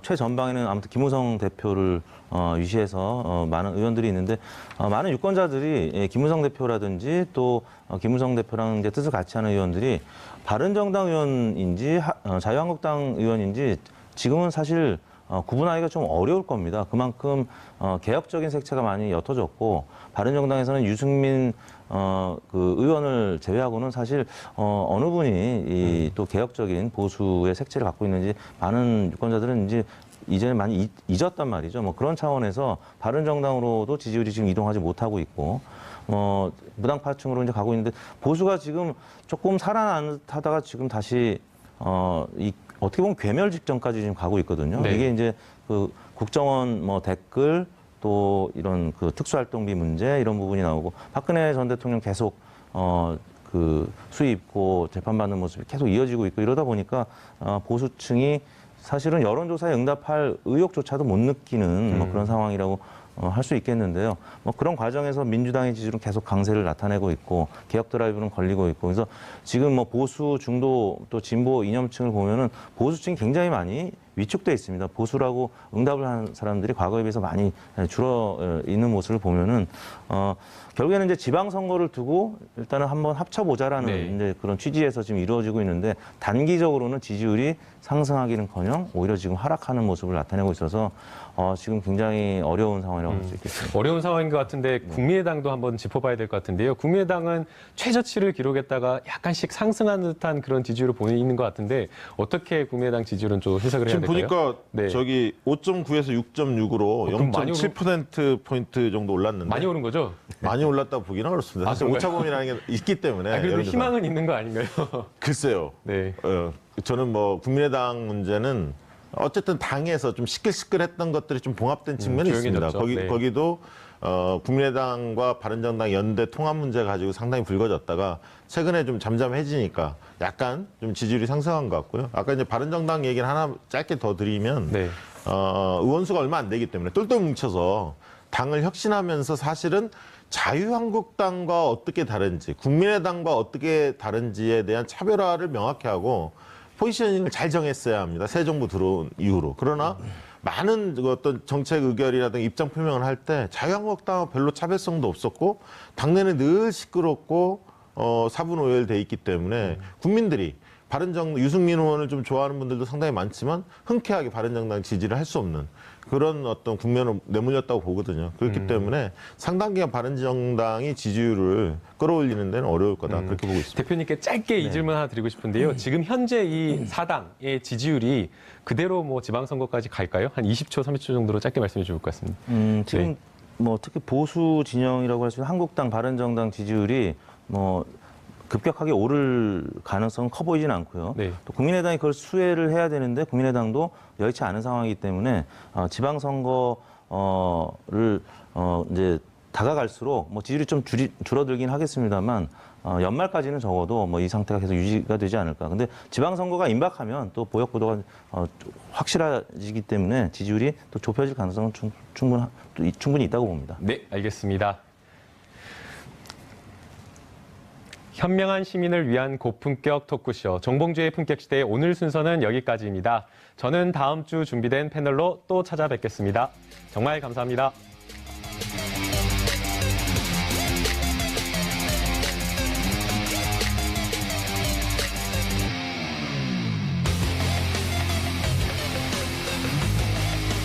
뜻인가요? 정상적이지 않다는 뜻이잖아요. 불법적이라는 뜻이잖아요. 그러니까 이 당시 안봉근 비서관이 이걸 알고 있었기 때문에 이건 불법이라는 걸 알고 있었기 때문에 일단 지금부터 스톱이라고 했던 거예요. 그러니까 그런 그간의 행동과 지금 이거 문제 없는 건데라고 하는 거는 전혀 앞뒤가 맞지 않는 거죠. 그러니까 안봉근 전 비서관이나 이재만 전 비서관 모두 다 이 돈 받을 때부터 문제가 있었던 불법적인 돈이다라는 것을 알고 있었던 것으로 생각이 되는데 이 지금 지금 오늘 들어오기 전에 이 방송 들어오기 전에 보니까 또 이런 보도가 나왔어요. 돈을 받은 장소가 이 007 영화를 방불케 한다. 이게 무슨 이야기인가요, 이건? 방금 말씀하셨는데 북악 스카이웨이에서 받았다는 거 아닙니까? 북악 스카이웨이. 그럼 거기서 왜 받았을까? 은밀하고 어색한 곳이다. 특히 CCTV가 거의 없다고 그래요. 그러니까 이제 그렇게 받는 것 자체가 방금 말씀하신 것처럼 불법이라는 걸 스스로가 잘 알고 있었던 거죠. 숨기고 싶었던 거고. 그래서 그런 식으로 받았던 것인데 이제 그만큼 주는 국정원이나 받는 청와대나 이것이 떳떳하지 못함을 스스로 다 알고 있었다는 것이고, 그렇기 때문에 지금 뭐 국정 운영에 썼다, 뭐 국정 운영의 일환으로 생각했다, 이것은 전부 그냥 입에 발린 소리에 불과하지 않는가 이렇게 보고요. 정말 용처에 대해서 제대로 수사해야 되고, 아마 그 용처의 결과가 나온다면 국민들이 한 번 더 깜짝 놀랄 일들이 있지 않을까 이렇게 예상이 됩니다. 용처와 관련해서 갑자기 문득 제가 생각이 나는 게요. 그 지난번 그 탄핵 심판 때 국정농단 관련해서 최순실 씨가 박근혜 전 대통령 뭐 의상비라든가 진료비를 내줬다, 그런 이야기가 나왔고 이게 뇌물죄가 아니냐. 백성 변호사님도 아마 그때 말씀하셨던 것 같은데 그 말이 나오자마자 청와대에서 윤전추 전 행정관이 봉투에다가 현금을 담아가지고 갖다 줬다고 최순실한테 갖다 줬다 그렇게 이야기를 해요. 그래서 그때 당시에 나왔던 이야기가 청와대에다가 현금을 이렇게 쌓아둔 거 아니냐 이런 이야기 있었는데, 이거를 박근혜 전 대통령이 뭐 진료비라든가 의상비로 지출했을 가능성도 있을까요? 이게 지금 예. 말씀하셨던 거 굉장히 중요한 건데요. 안봉근 비서관이 원래 제2부속 비서관이었죠. 그랬죠. 제2부속 비서관실하면 딱 떠오르는 사람 몇 명 있잖아요. 지금 윤 전 추행정관, 그다음에 최순실이 바로 뒤에 있었던, 그다음에 이영선 행정관, 거기도 저 휴대폰 닦아서 주던 그 영상을 보고 네. 굉장히 이제 충격을 받았는데, 그곳으로 일단 돈이 먼저 갔었던 게 확인이 됐기 때문에 그 출처로 첫 번째 의심을 받는 게 박 전 대통령이 뭐 여성으로서의 사생활이라는 표현을 쓰면서 비선 진료 있었죠. 네. 뭐 기치료 아줌마, 뭐 주사 아줌마 들어왔던 거, 그다음에 뭐 의상 비용이나 이런 것들 사용하는 용도로 이걸 사용한 게 아니냐라는 것도 한번 수사 과정에 들여다 봐야 된다라는 게, 지금 말씀하셨던 건 돈을 받은 주체가 안봉근 비서관이기 때문에 더 그런 얘기가 나오는 거죠. 그럼에도 불구하고 40억 원 그걸 하기에는 좀 큰 돈이에요. 그렇죠. 그래서 예. 이제 기억에 남는 것 중에 하나가 장시호 씨한테 최순실 씨가 그 삼성동 박근혜 대통령 자택 2층 방에 평생 먹고 쓸 돈이 들어있다. 금고에. 예, 그 이야기를 현금이 있다라고 이야기했죠. 예. 그럼 그 돈은 이 돈이 또 아닐까? 그런 예측도 가능한 거죠. 그렇습니다. 실제 박근혜 전 대통령 재산이 늘어난 내역을 보게 되면 한 2억에서 3억, 그러니까 거의 본인의 월급을 다 그냥 저축한 것 이상을 이렇게 모아놨던 것으로 보이는데, 이 현금이 어디로 갔는지도 좀 수사가 필요해 보일 것으로 보이는데요. 사실 지금 박근혜 전 대통령에 대한 수사가 반드시 필수적이라고 지금 말씀해 주셨는데, 현재 박근혜 전 대통령은 변호인이 없는 것으로 알고 있습니다. 이 부분과 관련해서 박근혜 전 대통령 어떻게 대응할까요? 그러니까 저는 박근혜 전 대통령은 여전히 무대응으로 일관할 것 같아요. 그러니까 이게 만약에 지금 보도가 사실이라면, 이재만 전 총무비서관이 박근혜 전 대통령의 지시를 받아서 이 돈을 받았다면 이거는 추가 수사가 불가피한 상황이 될 수밖에 없지 않습니까? 이제 그렇다면 박 전 대통령이 조사를 받아야 될 텐데, 아시겠지만 조사를 받을 때는 변호인이 필요 없습니다. 그러니까 재판을 받을 때는 국선 변호인이라도 반드시 있어야 되지만, 그래서 조사받는 과정에 당연히 출두를 요구할 텐데 박근혜 전 대통령이 나올까요? 강제구인이라는 방법이 있긴 하지만 이제 강제구인을 할 때 느끼는 정적 부담감이 크기 때문에 지금 법원도 마찬가지고 검찰도 마찬가지고 박 전 대통령이 구치소에서 안 나간다라고 하면 사실 방법이 좀 없는 건 사실이에요. 이제 그래서 아마 박 전 대통령은 지금껏 본인의 기조를 그대로 유지하면서 이것도 역시 또 음모고 오해고, 나는 돈 한 푼 받지 않은 깨끗한 대통령이고 그 나는 지금 정치 탄압을 받고 있다는 메시지만 계속 외부로 내지 않을까 생각이 듭니다. 그냥 아예 그냥 거부를 한다 그렇게 예측이 되는 것 같은데요. 또 사실 이제 이 정치권 동향도 좀 살펴볼 필요가 있다고 생각이 되는데요. 많이 받은 사람들이 뭐 어떻게 될지 모르겠지만 지금 현재 이재만 전 비서관이나 안봉근 전 비서관도 별도로 용돈 형식으로 돈을 받았다라는 부분이 진술로 나오고 있기 때문에 그 친박에서 사람들과의 이해관계 때문에 지금 말하지 못한다고 하는데 이거는 조금 전에 말씀하셨던 것처럼 이상한 수준을 넘어서 불법입니다. 일단 그러니까 말 그대로 진박을 감별하고 진박에 도움을 주기 위해서 했던 여론조사이기 때문에 이건 공선법 위반 문제가 생길 수도 있고요. 공직선거법 위반이요? 네, 공선법 위반 문제가 생길 수도 있고요. 또 하나는 이런 거 지금 말씀하셨던 것처럼 하면 안 되는 거잖아요. 그럼 청와대에서 누군가 국정원에 지시를 했겠죠. 그럼 또 직권남용 문제가 나오고요. 그럼 국정원에서 무언가 이 자금을 집행하는 것 이거 정치관여행위잖아요. 그럼 국정원법 위반도 될 수 있고요. 네. 또 이걸 지시하는 것 자체가 또 나중에 또 직권남용 부분에다가 또 국고손실 문제도 생길 수 있고요. 그러니까 말 그대로 불법의 온상이 모든 게 다 모여 있다고 보시면 될 것 같습니다. 지금 현재 박근혜 전 대통령이 받고 있는 그 재판, 그 혐의 18가지에는 지금 이 내용이 포함되지 않은 것으로 알고 있는데요. 만약에 지금 이 부분이 박근혜 전 대통령까지 관련되어 있다라고 하면 지금 현재 박근혜 전 대통령이 받고 있는 이 재판에도 뭐 영향이 있을까요? 그러니까 영향이 있을 수밖에 없죠. 이게 만약에 추가 수사를 해서 네. 지금까지는 이 지시한 대상이 당사자가 박근혜 전 대통령이라는 얘기는 나오지 않았는데 오늘 뭐 언론의 보도를 보면 이것과 좀 별개로 이재만 안봉근 비서관이 특수활동비를 받았잖아요. 매달 1억씩. 그리고 안봉근 비서관은 뭐 1,500만 원씩 용돈을 더 받았다고 하는데 이재만 총무비서관이 진술을 했다라는 이제 오늘 기사가 하나 떴는데 박근혜 전 대통령이 지시였다는 얘기를 했어요. 박근혜 전 대통령이 지시를 했다. 네, 네. 그 진술이 일단 지금 나온 건가요? 그게 이제 일단 언론 보도를 통해서 나왔는데 네. 그 언론 보도가 사실로 확인이 된다면 박 전 대통령은 여러 개의 혐의가 또 추가될 수밖에 없는 그런 상황입니다. 와, 그러면 어마어마한 사태 아닌가요? 사실 박근혜 전 대통령은 뇌물죄 수사 받으시면서 본인이 1원도 안 받았다. 이 더러운 돈 1원도 안 받았다를 얘기하면서 오열했다라는 그런 소식도 전해졌는데 만약 그렇다고 한다면 박근혜 전 대통령이 지금까지 국민들 앞에서 했던 이야기가 사실과는 다르다. 완전히 거짓말한다. 이렇게 되는 그렇죠. 건가요? 예, 뭐 돌굴의 지도자였다 이렇게 말할 수 있겠죠. 예, 또 그 극과 속이 다른 지도자였다 이런 이야기도 가능할 것이고요. 어쨌든 이제 이게 보면은 박근혜 대통령 뭐 국민에게 자기 개인이 굉장히 뭐 청렴하고 깨끗한 척 이렇게 하셨는데 그랬었죠. 예. 그 이야기를 할 때마다 과연 그럴까 많은 사람들이 이제 의문을 했죠. 근데 이제 오늘 드디어 이재만 비서관이 박근혜 전 대통령의 지시로 국정원 돈을 받았다. 그리고 받아서 대통령이 지금 전달한 거 아니겠습니까? 네. 물론 이제 그 1억 원 그대로 전달했는데 지금 느낌으로 보면 돈이 1억만 온 게 아니에요. 올 때 비서관들을 위한 별도의 용돈이 따로 온 것 같고 뭐 또 다른 사람은 그냥 또 다른 루트의 돈이 또 따로 갔고 그러니까 이게 이제 제가 보면은 돈이 섞인다는 건 뭡니까? 경제 공동체라는 거 아닙니까? 박근혜 대통령과 최순실 씨 간의 경제 공동체 이야기가 계속 나왔던 거 아닙니까? 그럼 지금 국정원과 청와대가 경제 공동체예요. 그러면 청와대의 국정 운영 방식이 국정원 운영 방식과 같고 국정원의 운영 방식이 청와대의 운영 방식하고 지금 한 몸이 된 거 아닙니까? 그러니까 이 국정원이라는 데가 그전에는 국가안전기획부였고 그전에는 중앙정보부지 않습니까? 중앙정보부를 누가 처음 만들었어요? 박정희 대통령이 만들었고 초대 중앙정보부장을 누가 했습니까? 김종필 전 총리가 하지 않았습니까? 이분들이 만들어서 국가안보를 위해서 만들었다 해놓고는 국가안보 물론 했겠지만 주로 했던 게 정치 공작, 정치적 방대파 잡아서 고문하고 그다음에 협박하고 회유하고 그럴 때 또 필요한 돈 썼던 거 아닙니까? 그게 특수활동비 그때도 썼겠죠. 자, 그런 역사와 전통을 가졌던 그 국정원이 끊임없이 반복돼서 해왔는데 정권이 바뀌면서 좀 좋아졌다가 다시 이명박 박근혜 정권이 되면서 돌아간 거 아닙니까? 그때 일 그대로. 그러니까 이게 참으로 참혹한 내용이다. 군사 독재 정권 시절에나 하던 짓을 이 박근혜 정권 하에서 다시 했다. 뭐 그렇게 보이고요. 이 이제 뭐 뒤에도 이야기가 나오겠습니다만은 문제는 네. 처음에 여론조사 비용으로 이 업체에서 10억을 달라 했다는 거 아니에요. 10억 원이나요? 네. 그럼 10억은 왜 근거가 뭐냐? 이런데 이제 청와대와 이야기하는 중에 5억으로 줄어들었다는 거예요. 아니, 10억과 5억은 어마어마한 차이인데 그게 이렇게 그러니까요. 고무줄처럼 왔다 갔다 할 수가 그럼 있나요? 과연 이 5억은 타당하냐? 예. 실제 원가는 그럼 1억이 들었느냐? 아니면 뭐 2억이 들었느냐? 3억이 들었느냐? 누구도 알 수 없는 거 아닙니까? 그러면 이 국가의 세금을 가지고 자기들의 치부의 수단으로도 또 쓴 거 아닙니까? 도대체 원가가 얼마인지도 모르는 여론조사를 10억 불렀다고 5억 받아가고 이거야말로 고무줄 중에 고무줄 아닙니까? 그러니까 이 국정원의 특수활동비를 가지고 마음대로 정치 개입도 하고 선거 개입도 하고 그러면서 원가를 알 수 없는 운영에 필요하게 유용하게 썼다라고 하는 건 일단 시작부터가 앞뒤 안 맞기 때문에 그거는 좀 제가 뭐 법조인 하는 사람으로서 좀 말이 안 되는 주장이라고 봐야죠. 이 허성무 비서관님께 이거 꼭 하나 여쭤봐야 될 것 같은데요.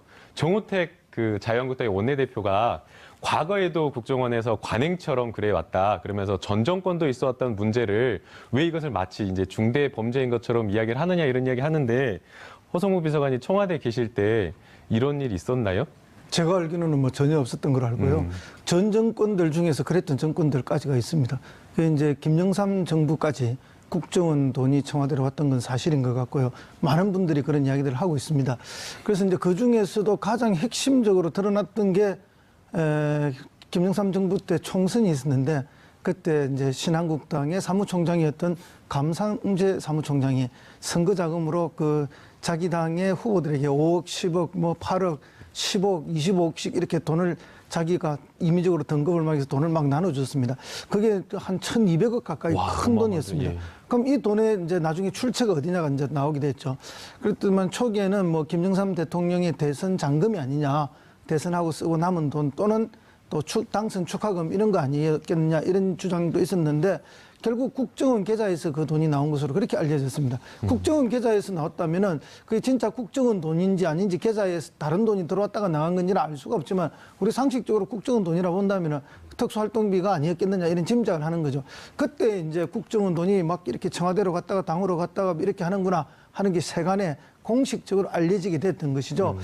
그래서 이제 뭐 그 이후에 이제 많은 이제 국정원 돈에 대한 이렇게 이야기들이 나오는데 흔히 이제 뭐 이 총무비서관이 받아서 정무수석실에 건네주면 정무수석실 캐비넷에 현금을 쌓아놨다가 밤에 정무수석이 나갈 때 의회의도 갈 때 트렁크에 싣고 가서 말 잘 듣는 의원한테는 잘한다고 경력은 끝내고 말 안 듣는 의원한테는 회유 목적으로 끝내고 이렇게 국정을 운영했다. 이거는 정상적인 국정 운영이 아니잖아요. 과거 시대에 나쁜 관행이었고 불법적인 것들이 아니었습니까? 그래서 이제 김대중 대통령이 들어서면서 이런 걸 완전히 이제 차단해 버렸죠. YS 때 그 사건이 크게 터졌다라고 한다면 국민의 정부에서는 사실상 하기가 어렵다라는 그렇죠. 그런 생각이 그래서 드는데. 이제 예. YS 때 이제 DJ 오면서 이게 이제 완전히 차단이 됐고 참여정부에 와서는 뭐 더더구나 그게 깔끔하게 차단돼서 이래 왔는데 정진석 정우택 원내대표가 이런 식으로 이야기하는 걸 두고 흔히 우리는 물타기다. 물타기다. 이렇게 이야기를 하죠. 이제 자신들이 했기 때문에 의뢰 누구도 하지 않았겠나 생각하는데 전혀 그렇지 않다고 보고요. 그러면 그 사라졌던 그런 그 나쁜 관행들이 그럼 이명박 박근혜 정권에 와서 되살아났을 가능성이 있다.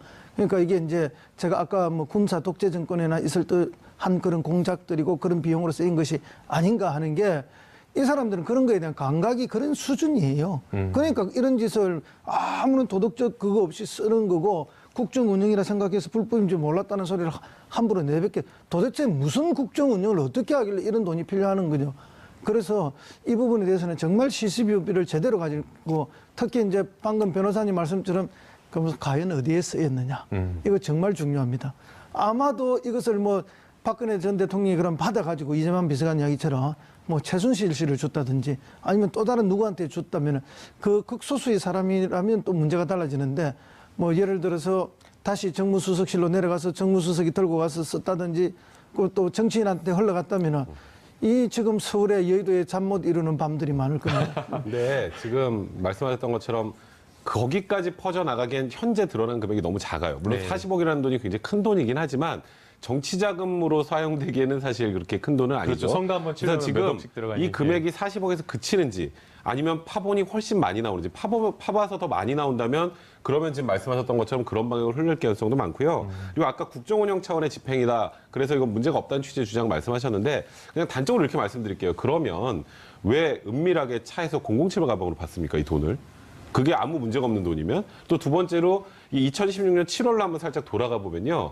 그때 우병우 민정수석의 처가와 넥슨 간의 부동산의 거래 의혹이 있다라고 해서 각 일간지에서 보도가 나오기 시작했어요. 난리가 났었죠. 예. 그리고 그 당시에 안종범 수석과 미르재단, K스포츠재단과 전경련과의 관계들이 기획 보도들이 나오기 시작할 때예요. 그러니까 이런 상황에서 이거 문제 터지면 우리 큰일 나겠는데? 큰일 나겠는데라는 건 무슨 뜻? 깨어있는 서울 시민을 위한 정직하고 알찬 프로그램 11월 2일 목요일 정봉주의 품격시대 시작합니다. 함께 하실 두 분 전문가 모셨습니다. 허성무 전 청와대 비서관 자리하셨습니다. 안녕하세요. 안녕하세요. 백성문 변호사님 나오셨습니다. 안녕하세요. 네, 안녕하세요. 시청자 여러분도 샵 5400으로 다양한 의견 보내주시기 바랍니다. 페이스북 라이브로도 시청하실 수 있습니다. 네, 오늘 제가 진행을 맡아서 깜짝 놀라셨죠? 저도 어제 이제 진행을 맡게 됐다는 걸 급하게 연락을 받아가지고 되게 설레고 좀 많이 긴장을 했는데요.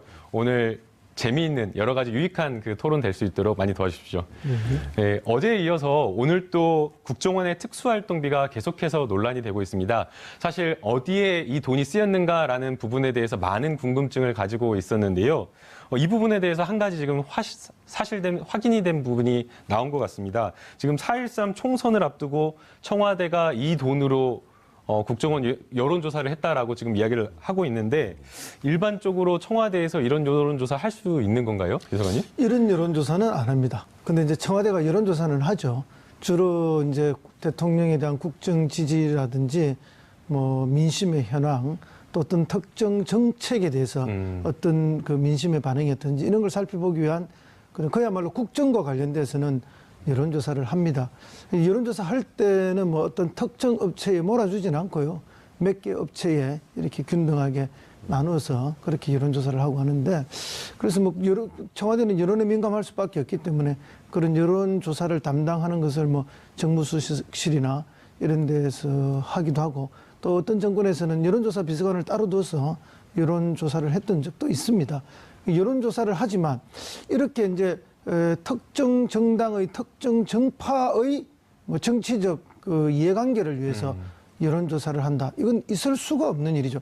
이것은 뭔 의미인가 하면은 바로 청와대가 정치에 바로 개입하고 있다는 것이고 또 특정인들의 정치적 그 편의를 위해서 청와대가 편의를 제공해주고 있다는 것이기 때문에 뭐 특정 정당의 경선에부터 청와대가 지금 개입하고 있는 그런 일이거든요.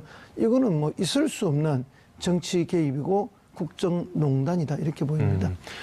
그러니까 이 여론조사가 기존의 청와대가 했던 그런 어떤 여론조사가 아니라 특정한 지역에 그것도 뭐 새누리당의 여론조사가 아니라 그 새누리당 내의 특정 정파 그 그렇죠. 계파 소위 말하는 친박의 그 여론조사를 했다라는 점에서 크게 문제가 되는 것 같은데요.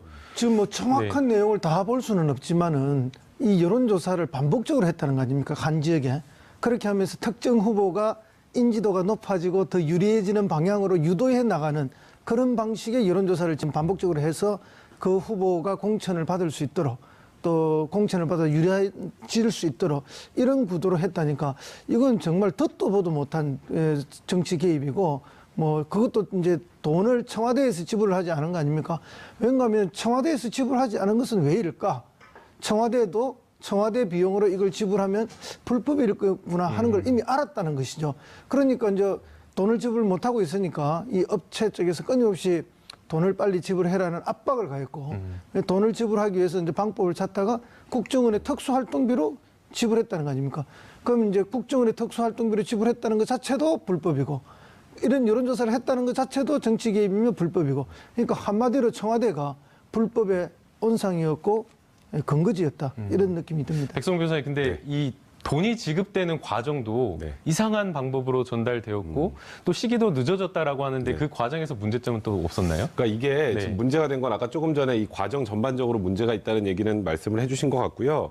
이 과정에서 이제 좀 석연치 않은 부분들이 몇 개 나와요. 그러니까 일단 이 여론조사를 했던 업체 대표도 MB 정권 또 박근혜 정권 시절에 정무석실에서 행정관을 지냈던 분이 명의상 대표는 아니지만 사실상 대표였고 그리고 지금 이게 요즘에 사실 국정원 특활비 논란이 이제 국정원 사태가 계속 문제가 불거지다 보니까 슬그머니 지난달 10일에 이제 이 법인이 해산이 되고 그리고 다른 또 여론조사 기관하고 흡수합병이 됐단 말이에요. 네. 그럼 이게 과연 과거에 관련된 무언가 잘못된 부분들을 좀 삭제하고 없애려고 했던 게 아니냐는 의혹을 받고 있는 거고 관련돼 있는 분들 얘기로는 그 당시 상황을 뭐 할 말은 많지만 지금 뭐 그 당시에 조사를 통해서 자기들의 치부의 수단으로 쓰고 방금 변호사님도 말씀하셨지만은 이명박 정부와 박근혜 정부의 정무수석실에 근무했던 행정관이 설립한 여론조사 기관에 이걸 몰아준 거 아닙니까? 그럼 요즘 흔히 이야기하는 일감 몰아주기예요. 일감 몰아주기요. 특수관계인한테. 네. 이것도 문제가 심각한 거 아닙니까? 그래서 철저한 수사가 필요하다고 봅니다. 결국에는 박근혜 전 대통령에 대한 수사로 갈 수밖에 없다라는 생각이 드는데요. 지금 이재만 전 비서관의 이 진술이 나왔기 때문에 이 부분에 대한 아마 수사가 이루어질 것으로 보이는데 어떻게 될까요? 예. 일단 이게 네. 이재만 안봉근 비서관이 돈을 받은 건 시인을 했고요. 예. 근데 다만 이게 뭐 국정 운영 차원에 집행한 것이다라고 하는데 그거는 아무리 봐도 지금 현 시점에서 아닌 것 같고 출구를 명확하게 얘기를 해야 되는데 출구가 명확하지 않잖아요. 근데 지금 일단 말씀하셨던 것처럼 박근혜 전 대통령이 지시한 것이 사실이라고 밝혀지면 일단 박 전 대통령에 대한 재판은 당연히 영향을 미칠 것이고 네. 이 다음 단계로 이재만 안봉근 이 두 비서관이 개인 비리를 목적으로 해서 만약 이 돈을 받았다. 그래서 지금 일각에서 나오고 있는 그 당시에 강남에 있는 아파트를 각각 한 채 샀다. 이러면 차라리 나요. 그런데 이 돈이 출구가 정치인들한테 들어간다라거나 예를 들어서 보수 지원단체 쪽으로 넘어간다라거나 하면 그럼 얘기가 또 다릅니다. 예를 들어서 이 돈이 여기가 정거장이었고 다른 데로 넘어갔다면 그럼 예를 들어서 이게 정치권으로 넘어갔다면 파장은 뭐 이루 말할 수가 없는 거고 그건 말 그대로 이 특수활동비 게이트로까지 번질 우려가 있는 상황이고요. 근데 지금 일단은 현재까지 나온 거는 출구에 대해서는 그렇게 많이 답을 하고 있지 않은데 일단 검찰에서 확인한 걸로 일부 출구는 자기들이 봐도 너무 터무니없는 곳에 쓰였다는 얘기를 했는데 그건 터무니없는 곳이 뭔지가 아직 검찰에서 나오지 명확하게 않았다. 밝히지 않은 상황이라 네. 이제 그 내용들이 좀 확인이 되면 그러면 이제 앞으로 이 내용이 이 정도에서 그칠지 아니면 더 커질지 정해질 것 같고요. 그리고 문제는 이게 40억에서 끝이 날지가 이제 가장 큰 문제잖아요. 벌써 하루 지나니까 안봉근 비서관은 1,500만 원씩 더 받았다는 게 나오고 별도로 받았다는 거죠. 그리고 네. 조윤선 정무수석 또 현교안 정무수석은 500만 원씩 받았다는 얘기가 나왔고 그런데 아주 간단하게 하고 그냥 순수하게 상식 차원에서 접근을 해보면 그럼 정무수석만 주나요? 수석 많아요, 굉장히. 그리고 이 정무석실에 돈을 최초로 전달한 게 추명호 국장이잖아요. 네. 근데 추명호 국장이 누구 사람이죠? 우병우 우병우 사람이잖아요. 사람, 예. 그럼 우병우 민정수석 사람입니다. 그럼 그쪽은 아예 가지 않았을까? 이런 합리적인 의문을 제기할 수밖에 없는 상황이거든요. 그러면 지금 현재 나와 있는 이 몇 명에서 그치는 것이 아니라 그 당시 청와대에 있었던 대부분의 수석들에게까지 번질 가능성이 있고 또 일단 국정원장의 지시가 있었다는 진술도 나온 이상 그럼 국정원장이 뭐하러 지시했겠어요? 그럼 국정원장한테 박근혜 전 대통령이 지시하고 박근혜 전 대통령이 비서관한테 지시해서 이런 일이 이루어졌을 가능성이 많기 때문에 사실 이 사안은 지금 어디로까지 튈지가 지금 예측이 좀 안 되는 그런 상황입니다. 네, 백성민 변호사님 나왔으니까 이 질문을 꼭 하나 드리고 싶은데요. 사실 이 국정원에 상납한 청와대에 상납한 금원에 대해서 네. 뇌물이 아니다라고 이야기를 하면서 청와대에서도 특수활동비가 있고 국정원에서도 특수활동비가 있기 때문에 이 국정원에 특수활동비 쓴 게 뭐가 문제냐 이렇게 이야기를 하는 사람들도 있는 것 같고요. 네. 그다음에 또 오늘 이 안봉근 이재만 전 비서관 둘 중에 누가 이렇게 진술했는지 모르겠지만 국정 운영 차원에서 쓴 거였다. 이것을 내 개인 돈으로 쓴 게 아니라 금고에다 넣어놓고 이 국정 운영 차원에서 활용한 것이었기 때문에 불법인 줄 몰랐다. 이렇게 이야기를 하고 있는데 이렇게 되면 문제가 없는 건가요? 어떻게 되나요? 보세요. 네. 이 시작이 안봉근 이재만 비서관이 직접 요구했다고 진술했어요. 네. 그러니까 직접 요구 때 국정원의 특수활동비를 청와대가 쓸 수 있는 게 아니죠. 그거는 유용이에요. 말 그대로. 이거는 각 기관마다 일단 특수활동비 내부적으로 뭔가 이제 은밀하게 무언가를 해야 될 때 쓰는 돈이지 수사하는 않습니까? 데 수사나 써야 그런 곳에 된다는 쓰는 거죠. 돈이지 예. 않습니까? 근데 본인들이 직접 받아가는 과정에서 일 준 사람이 뭐라 그랬냐면 상납이라는 표현을 썼어요. 상납인데 그냥 우리 여기 모자는 국정원 좀 갖다 쓰지가 상납인가요? 일단 준 사람의 용어가 달라요. 상납이라는 표현을 썼고 그다음에 안봉근 비서관이나 이재만 비서관이 지금 말씀하셨던 것처럼 크게 문제가 없다. 국정 운영에 사용한 돈이었다라고 하면 그럼 출처를 밝혀야죠.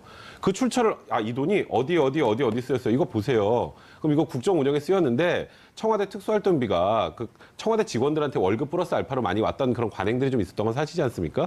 그거 하고 보니까 남는 게 없어서 그래서 그거는 서로 기관 간의 요청을 통해서 이런 데 썼다고 딱 진술을 하면 지금 말씀하셨던 것처럼 조금 이해될 수도 있죠. 사실 그것도 좀 문제가 있죠.